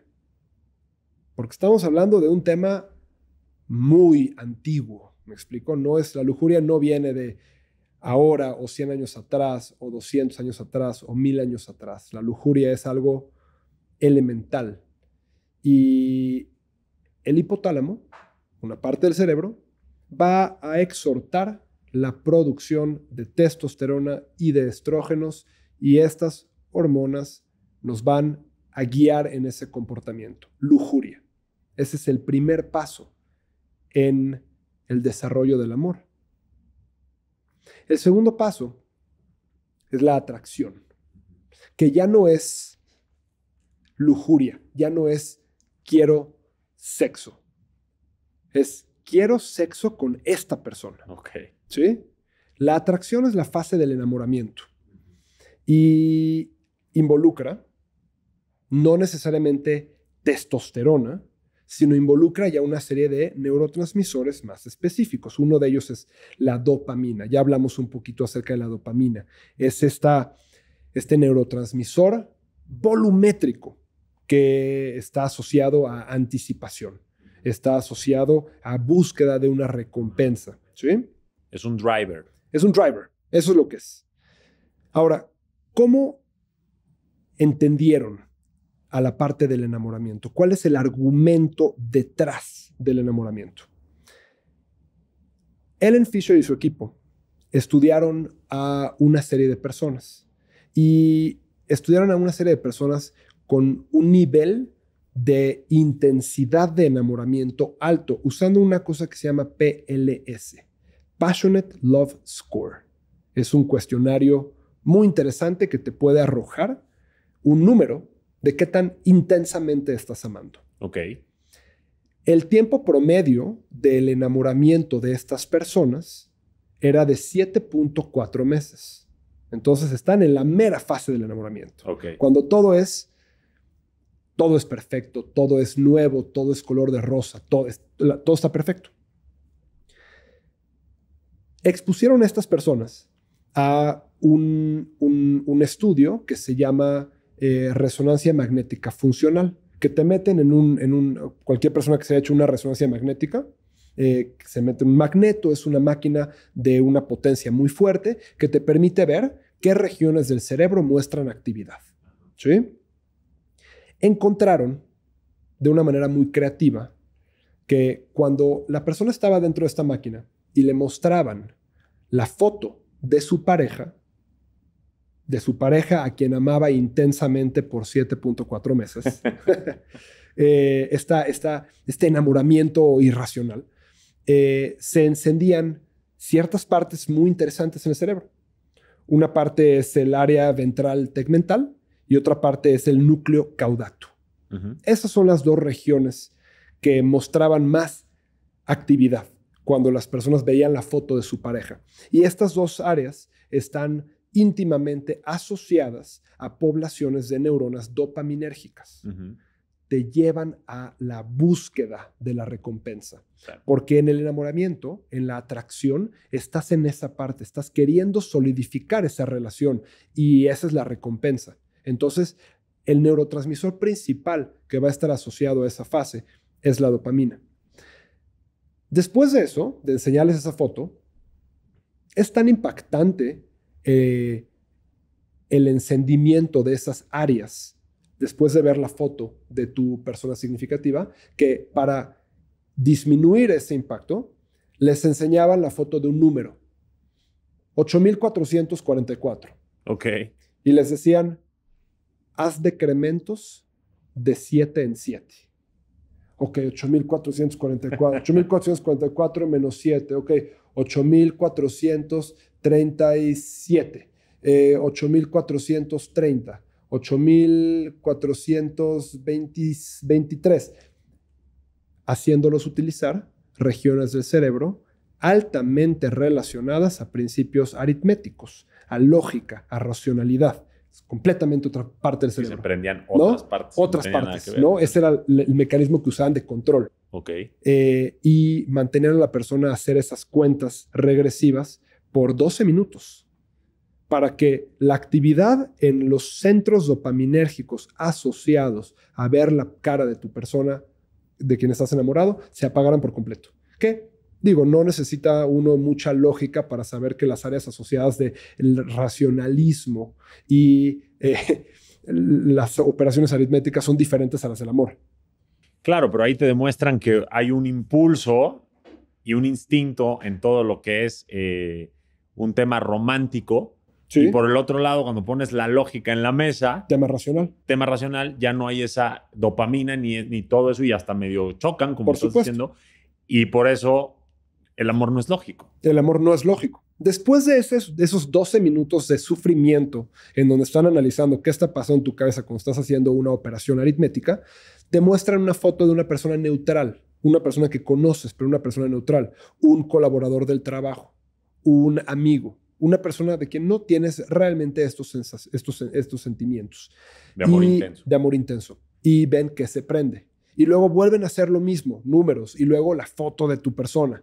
Y se vuelve a aprender esas mismas áreas. Okay. Hicieron esto y consistentemente se dieron cuenta que estas regiones que se prenden están asociadas al placer, a la atención focalizada, a la motivación por conseguir una recompensa. El enamoramiento es la fase del amor, la atracción es la fase del amor que está asociada por conseguir la recompensa. Ya hablamos, lujuria es quiero sexo. La atracción es, quiero sexo con esa persona y quiero mantener y conseguir a esa persona y desarrollar mi relación con esa persona. O sea, hay una recompensa con nombre y apellido. Exactamente. Específica. Específica, porque la lujuria no es específica, la atracción es muy específica. Y luego viene la tercera fase, que es la fase del apego, la fase del attachment, la evolución. Y dentro de este mismo estudio, hicieron básicamente lo mismo. ¿Cuál es el argumento evolutivo de mantener una relación a largo plazo? El león ya quiere a la leona, quiere a cualquier leona. No, esa es la parte de lujuria. Quiere a esa leona. Ok, ya logró desarrollar una relación con esa leona y tener relaciones sexuales con esa leona. Ya pasó sus genes. Ya nacieron los hijos. ¿Qué es lo que hace que esa leona y ese león se queden juntos? La razón evolutiva, una de ellas, es la protección territorial. En los pájaros, el desarrollar el nido. El desarrollar en algunas otras especies el nido, la madriguera, el espacio, ¿sí? Estrategias de alimentación. Oye, yo cuido mientras tú cazas. Claro. ¿No? Yo me mantengo... Yo me aseguro de que nuestro hijo esté protegido y nadie llegue y se lo coma mientras tú sales y traes comida.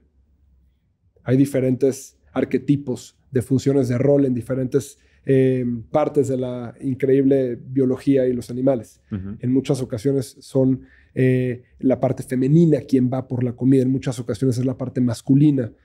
Que rompen de cierta forma los arquetipos que los humanos hemos solidificado. Y últimamente las tareas parentales. Esa es una de las razones evolutivas por las cuales se genera esta tercera fase del amor romántico.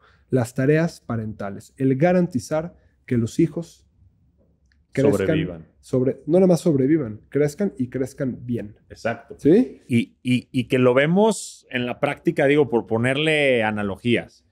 Oye, voy a salir porque quiero conocer a alguien. Hay lujuria, vamos a llamarle así. Hay lujuria. Oye, me gustó ese de allá, sí. Me hizo ojitos, ya me gustó, hubo química, platiqué toda la noche con él.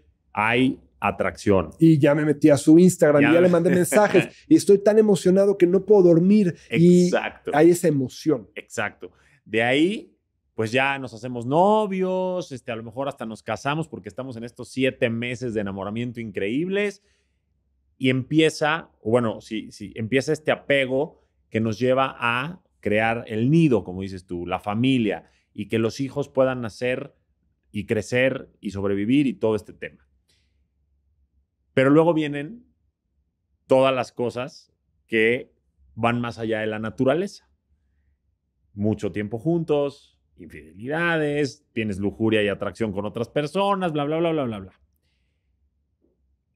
Y olvídate de eso, empiezan las cuentas, las discusiones de pareja y empieza el estrés, empiezan los ajustes. Uh-huh.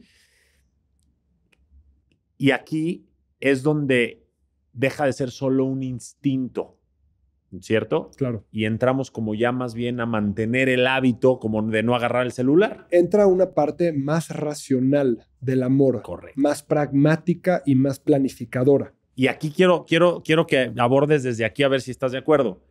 Porque yo dije el amor no es lógico, pero lo que no es lógico es el enamoramiento.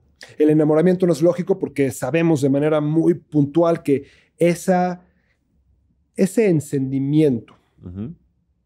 de esos núcleos, de ese pathway mesolímbico, de la zona del núcleo caudato, del área ventral tegmental, están muy asociados a pursuits, a buscar esa recompensa. Y en muchas ocasiones, ese amor puede ser poco irracional. Cualquier persona que esté enamorada y tenga una discusión puede decir cosas que luego se arrepiente. Sí. Todos hemos estado en la posición en la que, Johnny, no mandes ese mensaje. Te vas a arrepentir. ¿Y qué haces? Te vale madre si mandas el mensaje.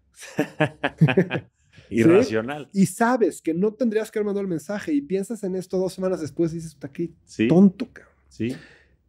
Hay una forma muy simple de explicar eso. Ciertos núcleos van a inhibir de cierta forma la racionalidad de la corteza prefrontal. Y eso nos va a hacer menos racionales y eso nos va a hacer, argumentaríamos que el amor nos puede hacer tontos. No lo sé. No sé si esto es una racionalización muy loca de muchos conceptos complicados, pero puede ser que sí. Por lo menos estamos actuando mucho más desde el instinto. Claro. Pero luego del enamoramiento, ahí es donde empezamos a construir el amor de una forma mucho más lógica y consciente. Que tratando de contestar esa pregunta, agarraron a otras personas. Ok.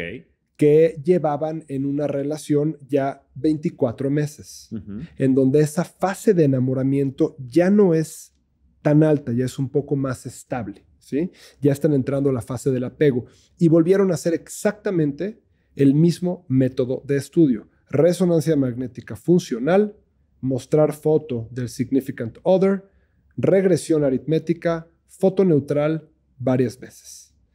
Encontraron, a diferencia de la fase de atracción, en la fase de apego, encontraron una principal activación en otras zonas, en la zona de la corteza singular media y en una zona llamada putamen ventral y pallidum, que son otras áreas del cerebro, cuya proliferación de neuronas no es tan específica de neuronas dopaminérgicas, sino más bien de neuronas que interactúan principalmente con oxitocina y vasopresina. Ok, o sea, el amor está en otro lado del cerebro. El amor se manifiesta de otra forma. Y si bien la testosterona te hace querer tener sexo con alguien, digo, es una reducción muy fuerte de los vastos propósitos que tiene la testosterona, pero el hipotálamo y la testosterona en el sentido reproductivo tienen que ver con querer tener sexo. Y la dopamina me va a hacer querer tener sexo con esa persona. La oxitocina y la vasopresina están más asociadas a querer que esa persona esté bien. Exacto. Y a proteger a esa persona y a proteger el proyecto que tengo con esa persona. Exacto, que aquí viene un tema que es la dopamina te hace querer como más de esto. Toda esta oxitocina y serotonina te hacen decir, ya no quiero nada más que esto, ¿no? O sea, es como pasas del instinto o del mero placer a la satisfacción, ¿será por ahí? El placer viene atado a la satisfacción, claro, de cierta forma, pero hablando de el enamoramiento, esta evolución del amor, creo que uno, es importante entender que el amor como un proceso vivo tiende a evolucionar. Y creo que en muchas ocasiones se deriva una gran frustración de que ya no tengo la relación que tenía, ya no tengo ese enamoramiento. Eso es simplemente insostenible y no es real. Va a cambiar. Van a cambiar esas mariposas. Exacto. Y al decir esas mariposas, podríamos decir, van a cambiar esos neurotransmisores. Correcto. ¿Me explicó? Eso no necesariamente está mal. Eso permite que el amor evolucione de una forma muy interesante en donde hay un tipo de compañerismo, hay un tipo de relación con base en el desarrollo de proyectos juntos. Y estos proyectos pueden ser los hijos o muchos otros. Ok. Pero por el otro lado, también creo que es importante entender que hay que seguir revisitando esa fase de atracción. Claro. Y hay que tratar de portarnos de cierta manera como nos portábamos cuando estábamos en esa fase de atracción con nuestra esposa, esposo, con nuestra pareja. Mantener la novedad. Mantener la novedad. De vez en cuando ir a ese date. Sí. Oye, vamos a ir a cenar. Pues me voy a vestir hoy como me vestía cuando iba a pasar por ti antes de que cuando estábamos empezando a salir. Sí. ¿No? Sí. Sé que me has visto en mis peores y me has visto en calzones despertándome, pero hoy me vas a ver bien vestidito. Buscar estimularnos de formas nuevas o diferentes, como nos gustaba al principio, ¿no? Romper la monotonía. Claro. Hackearnos a nosotros mismos para generar esta atracción otra vez. Y que el amor lógico y que el amor que ya se vuelve algo más maduro, no por eso aburrido o no por eso malo, siga ahí, pero dándole estos toques de placer que nos lleva la dopamina. Sin embargo, bueno, primero te quiero preguntar, antes de llegar a este tema del apego y lo que causa el exceso de apego, si lo queremos ver así. Pero podríamos decir que el amor, no el enamoramiento, es un conjunto de hábitos que hay que cuidar. Decisiones.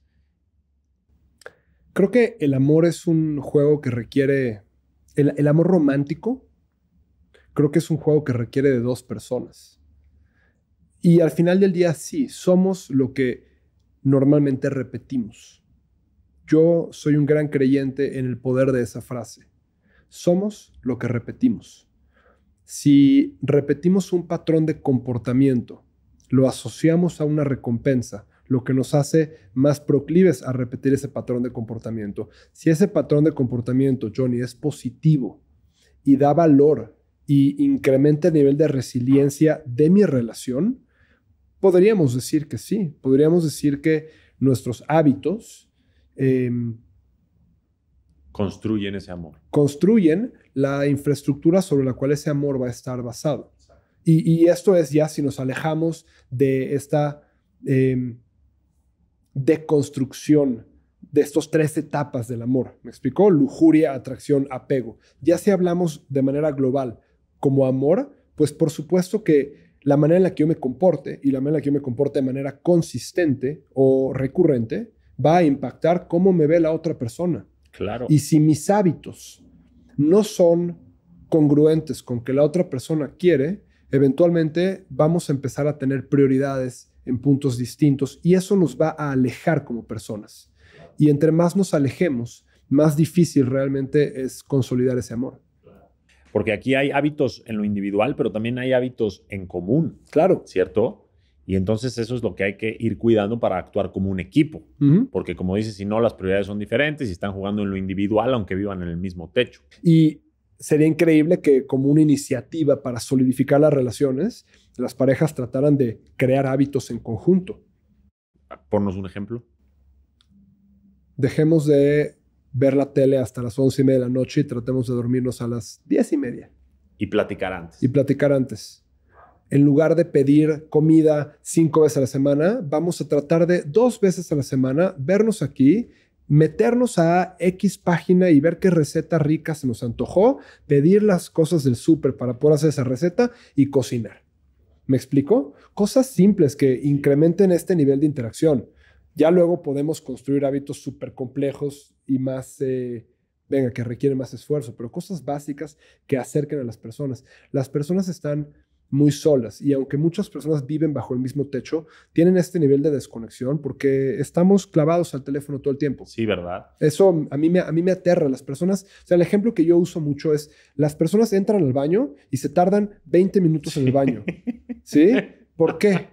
Porque están pegados al excusado viendo Instagram. Oh, no, es que no sabes, me río porque odio eso. O sea, yo no soy, gracias a Dios, tan así, aunque lo he hecho, pero la gente, qué bruto. O sea, tengo amigos que quieres tú usar el baño en un viaje o algo, horas y nada más escuchas los TikToks. Horas y horas y horas. A ver, las redes sociales, todas, tienen a grandes científicos detrás, claro, encontrando la manera de hacerlas más adictivas y utilizan todos los trucos que ya conocemos. Exacto. Para hacerlas más adictivas. Es una adicción. Conocen perfectamente bien cuáles son tus patrones de consumo, cuáles son tus patrones de interacción dentro de la aplicación. Saben qué vas a hacer cuando te enseñen algo en primer lugar y algo en segundo y algo en tercero. Saben exactamente qué vas a hacer. Exacto. Entonces, es muy importante entender que estamos lidiando contra personas mucho más inteligentes que nosotros. La única forma de ganar el juego es no jugarlo. Entonces, si las personas se quedan clavadas en el baño 20 minutos viendo una red social, digo, independientemente de que van a tener ahí a lo mejor unos issues de hemorroides, si entendemos que este uso desmesurado del teléfono, con todas las cosas negativas que podemos correlacionar a ello, está también haciendo que las personas estén muy desconectadas. Eso nos lleva al punto que brevemente tocamos. Esta desconexión social es importantísima. Sí. Es importantísimo que hablemos de ello porque sabemos que una persona mayor que no está teniendo una interacción robusta con un círculo social va a tener un declive cognitivo infinitamente más rápido y más agresivo que una persona que no. Es que mira, estar en el celular te desconecta de ti porque no estás pensando. No contemplas, no estás presente, estás nada más viendo el universo de gente ahí. No conectas con tu pareja, inclusive si duermen en la misma habitación, los dos están en el celular o en un tiempo de calidad, entre comillas, y están desconectados el uno del otro. Claro. Y bueno, obviamente si estás en el trabajo o lo que sea, estás en el celular, tampoco conectas y por lo mismo no tienes resultados. Te desconectas por completo, ¿no? Entonces ahí es muy importante que hagamos ese llamado de conciencia que lo hemos venido haciendo y que se rehabitúen en ese aspecto. Pero ahora me meto ya hacia el final de este episodio a temas bien interesantes a partir de las relaciones. Ya sea porque es una relación tóxica, ya sea porque hay una ruptura, pero ¿por qué llegamos a vivir depresiones o ansiedad a partir de una relación o de una ruptura de una relación? Es por este hábito a estar con esa persona, por ese apego tan intenso. ¿Qué nos lleva de un placer o una satisfacción a esos puntos tan bajos? Voy a hablar desde un punto de vista de opinión personal, porque creo que hay personas infinitamente más letradas que yo para esta conversación. Pero creo que un punto muy importante es las expectativas confrontadas con la realidad. Ese es uno de los orígenes de la frustración y de la infidelidad, de la infelicidad. Cuando nosotros esperamos algo, cuando nosotros queremos algo y no logramos ese algo y las expectativas son diferentes a la realidad, ahí es cuando hay un nivel de frustración importante. Y eso puede ser cuando esperamos que nuestra relación iba en un camino y no lo va, o cuando esperamos que nuestro trabajo iba en un camino y no lo va, o cuando pensamos que nuestra inversión en X o Y iba a ser de cierta forma y no lo va. Es muy importante reconceptualizar, que la depresión y la ansiedad son males que tienen un nivel de prevalencia gigantesco en nuestra sociedad. Y lo primero que yo le diría a las personas que se sienten deprimidas o se sienten ansiosas es, no están solos o solas. Hay muchísimas personas que están sufriendo y están atravesando por lo mismo, y hay ciertas cosas que se pueden hacer. De entrada, cuando estamos enfrente de una persona que tiene una depresión, lo que no debemos de hacer, o algo que simplemente no va a tener ningún efecto, es decir, pues no está tan grave, o no te preocupes, o échale ganas. No es una cuestión de echarle ganas. A lo mejor podremos cambiar esa narrativa en, entiendo que estás pasando un momento muy difícil, estoy aquí para lo que necesites y siempre voy a estar aquí a tu lado para lo que sea. ¿Me explico? Ese es algo no específico, pero puede dar una palabra de aliento mucho más poderosa que tratar de arreglar el problema por la persona. Claro. ¿Me explico? Totalmente. ¿Crees que se desarrolla una especie de adicción por una persona y por eso también cuando ya no está esa persona la quieres de regreso por estas áreas que me comentaste del cerebro? Pues a lo mejor tenemos un nivel de apego muy importante a esa persona, o estamos muy apegados a la idea de esa persona o a la idea de la vida que íbamos a tener con esa persona. ¿Me explico? Y a los placeres que teníamos con esa persona, sexuales o de otro tipo. Claro. Y entonces queremos eso de regreso, ¿no? Muchas veces pasa eso y el cerebro como que nos juega esa mala pasada de decir, queremos eso, ve por esa persona porque es la que relacionamos con esos placeres o esas hormonas o neurotransmisores. Y luego empezamos a somatizar. Empezamos a sentirnos que nos falta el aire, empezamos a generar cierta percepción de algún dolor físico, porque realmente las zonas del cerebro que interpretan dolor físico son zonas muy parecidas a las zonas del cerebro que interpretan dolor emocional. Una zona muy, muy, muy importante asociada al dolor es la parte ventromedial de la corteza prefrontal. Y esa zona está implícitamente ligada a a dolor físico y a dolor emocional también. Entonces empezamos a hacer también esta correlación entre uno y otro. La realidad es que, por supuesto que vamos a estar tristes después de un rompimiento, después de un divorcio. Son duelos al final del día. Y tenemos que atravesar esos duelos por las etapas pertinentes. Y en muchas ocasiones creo que sería interesante buscar ayuda. Buscar ayuda de un amigo, abrirlo, buscar ayuda de un profesional. Hay grandes especialistas que ayudan a sortear duelos. Y es muy importante no sentirnos solos durante estos momentos. Totalmente de acuerdo. Me van a hacer falta capítulos contigo, o sea, los traigo aquí en la mente. Prométeme que regresas a hablar conmigo de placer y felicidad, las diferencias, y prométeme que hacemos un episodio completo de gestión de estrés. Prometo. Sí. Ahí están los testigos.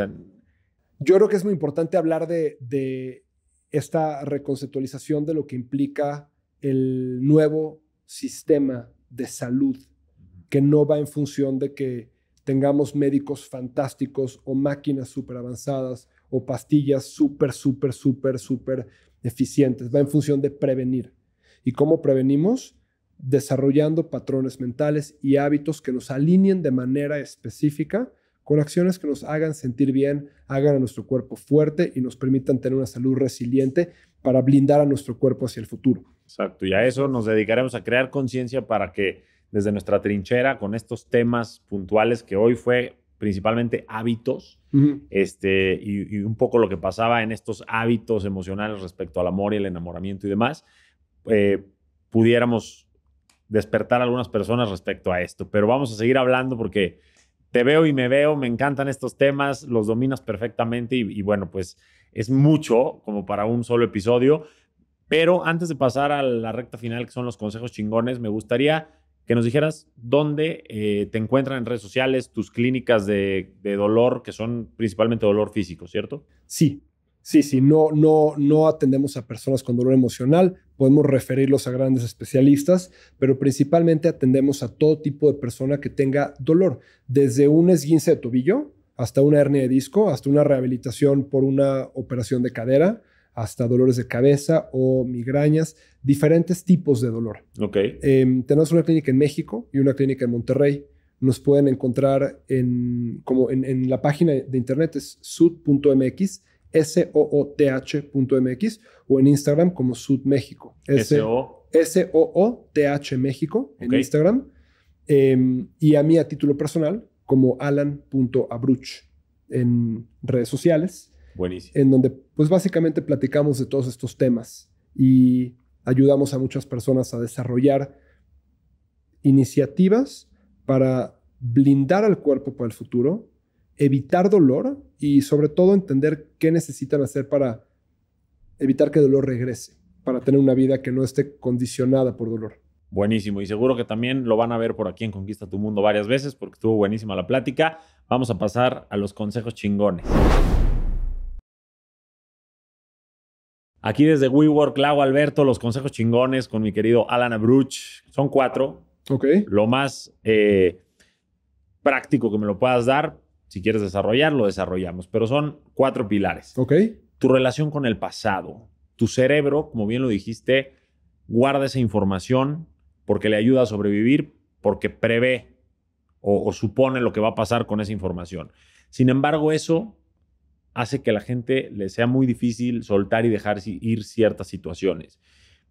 Algo que podamos dejarles hoy como una semillita para mejorar esa dinámica y dejar los recuerdos que hagan mal atrás y meter nueva información? Yo creo que es muy importante estar muy agradecidos con el pasado, porque el pasado es lo que nos hace ser las personas que somos hoy, con todas nuestras fallas y todos nuestros aciertos. Somos lo que fuimos. Eso no significa que seremos lo que fuimos también, pero el día de hoy somos lo que somos por todas las experiencias que hemos tenido. Uh-huh. Entonces necesitamos de cierta manera agradecer todo lo que nuestro pasado nos puso enfrente a nosotros. Claro. Y a partir de ahí trabajar a rehabituarnos en cosas que queramos cambiar. Y nos permiten también definir, si queremos ser congruentes con lo que queremos, cuál es el punto o el camino que tenemos que seguir. Si yo analizo cómo fue mi pasado y me doy cuenta de que no voy por el camino correcto o el camino al cual quiero llegar, en muchas ocasiones es muy difícil hacer un cambio de 180 grados. Pero si logramos hacer un cambio de un grado pequeño, que no es muy difícil, a lo mejor en 2 semanas, esa alteración de un grado en mi trayectoria no va a representar algo muy impactante. Pero después de 10 años, un grado de diferencia me va a aterrizar en un lugar completamente diferente de donde iba a estar. El hacer cambios es difícil y requiere disciplina y consistencia, pero es algo factible. Y para poder hacer esos cambios con congruencia y alineado a lo que queremos, necesitamos ser muy críticos y muy analíticos en nuestro pasado. Totalmente. Pequeños pasos logran grandes resultados, dice la frase. Y consistencia. Exacto. Ahora, consejo chingón para tu relación contigo. Muchos sufrimos por estas cosas que sentimos debido a todas estas moléculas, neurotransmisores, hormonas, y las sufrimos, no las escuchamos, no entendemos qué nos quieren decir. ¿Cómo podemos escucharnos un poco mejor? Al principio que diga esto, no te va a hacer sentido o va a parecer redundante y después lo voy a desarrollar un poquito más. Escuchándonos. Pero para escucharnos necesitamos callar un poquito el ruido.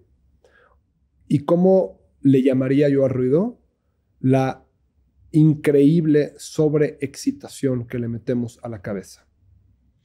Cuando tú estás en un restaurante y volteas a ver a una pareja al lado de ti y uno se para al baño, inmediatamente la otra persona, ¿qué hace? Agarra el celular. Agarra el celular. Porque hemos perdido la capacidad de estar aburridos. Hemos perdido la capacidad de simplemente contemplar. De estar con nosotros. Porque cuando estamos aburridos, cuando no estamos constantemente metiendo un input visual que va a generar ciertas sensaciones y emociones, nuestro cerebro empieza a conversar de cierta forma consigo mismo. O podemos pensar en pensar, este concepto de la metacognición. Sobre análisis. Sobre lo que queramos, pero una conversación crítica con nosotros mismos. Ok. Pasamos días y días y días en piloto automático respondiendo al estímulo que está enfrente de mí. Sí. Respondiendo a lo que estoy viendo en la pantalla de mi celular, respondiendo a la chamba que estoy haciendo, respondiendo al tráfico en el cual estoy, respondiendo a la cena que estoy cocinando con mi esposa o sacando a mi perro con una dirección muy particular. Pero el simple y sencillo hecho de darse la posibilidad de sentarse y estar y ponernos a pensar y eventualmente hacernos la pregunta crítica, que es muy difícil porque nos contrasta con partes a lo mejor profundas o oscuras de nosotros mismos. ¿Voy bien? ¿Voy bien? Si yo le preguntara al Alan de hace 25 años cómo quiere estar o cuáles son sus valores primarios o qué espera del Alan de 25 años adelante, ¿soy esa persona? Hacernos estas preguntas difíciles y críticas de manera recurrente. ¿Me explico? Porque eso puede desarrollar el que verdaderamente entretengamos estas respuestas y quizás eso nos puede llevar a un punto de insight en donde podamos eventualmente alterar un poco la manera en la que nos portamos. Claro. Pero es darnos tiempo. Sí, y ser honestos con nosotros mismos y no caer en esta victimización de nada más ver lo malo. Sí. También ver todo lo que has avanzado, superado, aprendido y demás. Pero me encantó y me quedo mucho con apagar el ruido. Es muy benéfico para el cerebro estar aburrido. Muy. ¿Por qué? Porque cuando el cerebro está aburrido es cuando realmente empieza a pensar de una manera muy diferente a que cuando está muy enfocado en algo. Ese goal-directed behavior es muy diferente. Cómo va a interactuar tu cerebro entre sí y las diferentes regiones cuando está aburrido, cuando tiene tiempo para literalmente wonder, para ruminar. ¿Me explicó? Sí, o sea, un aburrido presente, no un aburrido en el celular. No, es que cuando estás en el celular, en el PlayStation. cuando estás en el celular o estás en el PlayStation, no es ese mismo tipo de aburrimiento. Exacto. Estás realmente enfocado en algo. Estás enfocado en el post que estás viendo, estás enfocado en el mensaje que estás escribiendo, estás enfocado en el juego que estás jugando.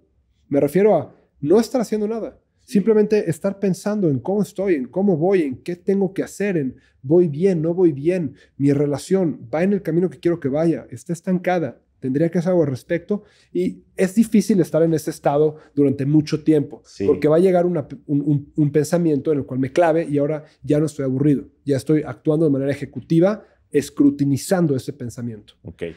Por eso es tan importante darte esos 15 minutitos en la mañana. De relajación. De no hacer nada, de relajación. Mi consejo más simple y más pragmático es suelta tu celular. Que es un poco la base de la meditación. Sí. Estar en ese tema relajado o aburrido, como le quieran llamar, estar presente, contemplando y escuchándote a ti y no todos los miles de estímulos de ruido externos. Claro.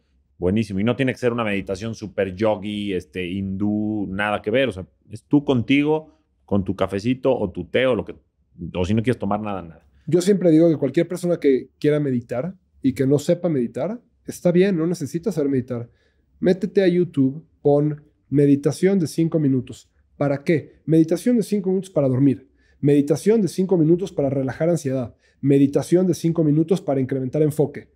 Hay todo. Te van guiando. Ponte unos audífonos, escúchala. Claro. Y ve qué pasa después. Claro. Me encanta. Tercer y penúltimo consejo chingón sobre tus relaciones. Ahorita hablamos un poco del enamoramiento y todo este tema. ¿Cómo dejar de darle tanta importancia?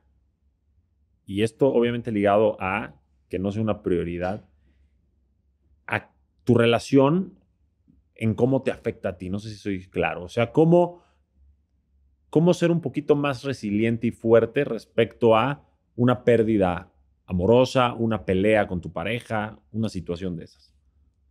¿Cómo ser una persona más resiliente con respecto a una pérdida o a una pelea con tu pareja? Sabes que mucha gente entra a una tristeza muy profunda. Sí. Cuando se pelean, cuando terminan y obviamente segregan todas las cosas que no les hacen bien y en su cuerpo, en su vida, en todo. ¿Cómo podemos cambiar el chip un poquito más rápido? No quiere decir que lo neguemos ni nada, pero ¿cómo podemos salir de ahí más rápido? Yo creo que más que salir de ahí, yo haría un hincapié en realmente extraer información de lo que acaba de pasar. Si yo estoy comprometido con una evolución de mi persona para ser cada vez una persona mejor, una persona más completa, una persona más resiliente, una persona que pueda implementar mi misión de una manera más específica, yo necesito realmente aprender de mis errores. Y tiene que haber un concepto de humildad y entender que para cualquier conflicto en el cual yo esté involucrado, una parte de ese conflicto fue causado por mí. Uh-huh. Fue causado por mí de una manera directa o a lo mejor por una omisión o a lo mejor por una palabra que fue utilizada en el mal momento, con la mala entonación, pero siempre hay un punto de aprendizaje.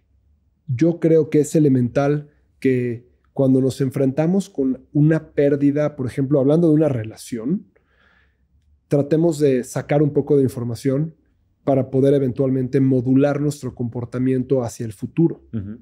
Y entender qué hicimos mal, qué hicimos bien. Entender de qué manera esto puede estar relacionado a cómo me porté yo. ¿Me explico? Y somos muy automáticos en buscar culpas. Exacto. El cerebro es una máquina sumamente eficiente en encontrar racionalizaciones y explicaciones al por qué. Pero en muchas ocasiones tenemos que tratar de salir de ese modo automático y verdaderamente tratar de contrastarnos con las preguntas difíciles y complejas para definir cuál es la información, cuál es la educación, cuál es la lección que puedo sacar al respecto.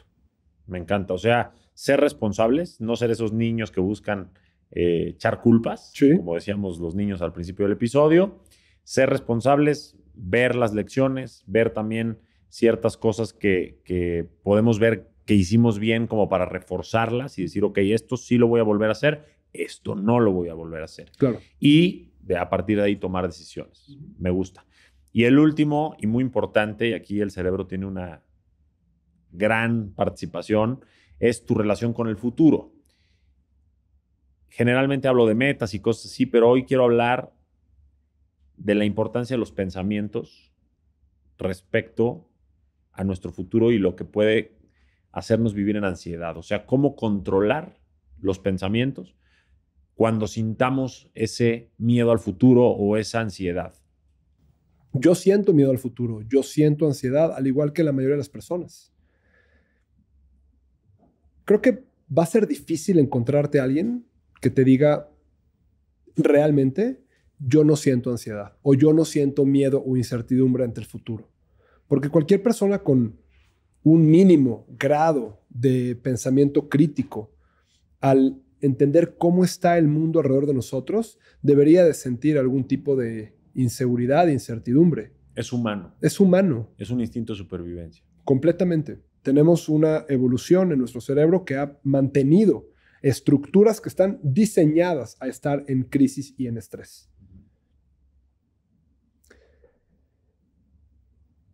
Bajo mi trinchera, desde mi óptica, yo me enfoco en mantener a mi cuerpo y a mi mente sana.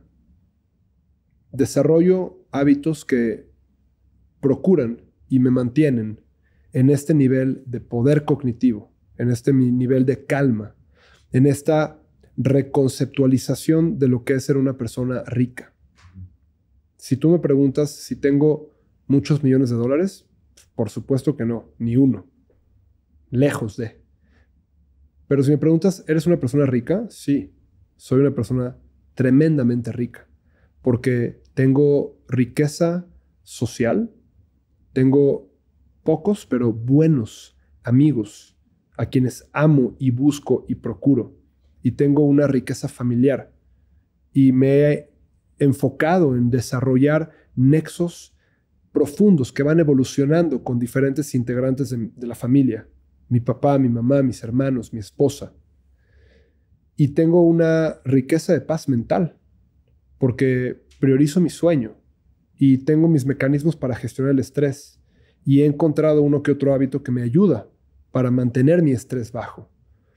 Y tengo una riqueza de creatividad y tengo una riqueza de calma. ¿Me explico? Entonces, en torno al futuro, yo me considero una persona muy afortunada porque he logrado entender que la riqueza va más allá del dinero y realmente radica en esta multifactoriedad o esta reconceptualización de lo que es ser una persona rica y compleja.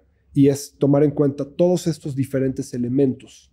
Me explico, tengo la capacidad de crear, tengo la capacidad de análisis, tengo la capacidad de sentirme triste también y me perdono por ello, no me juzgo por ello.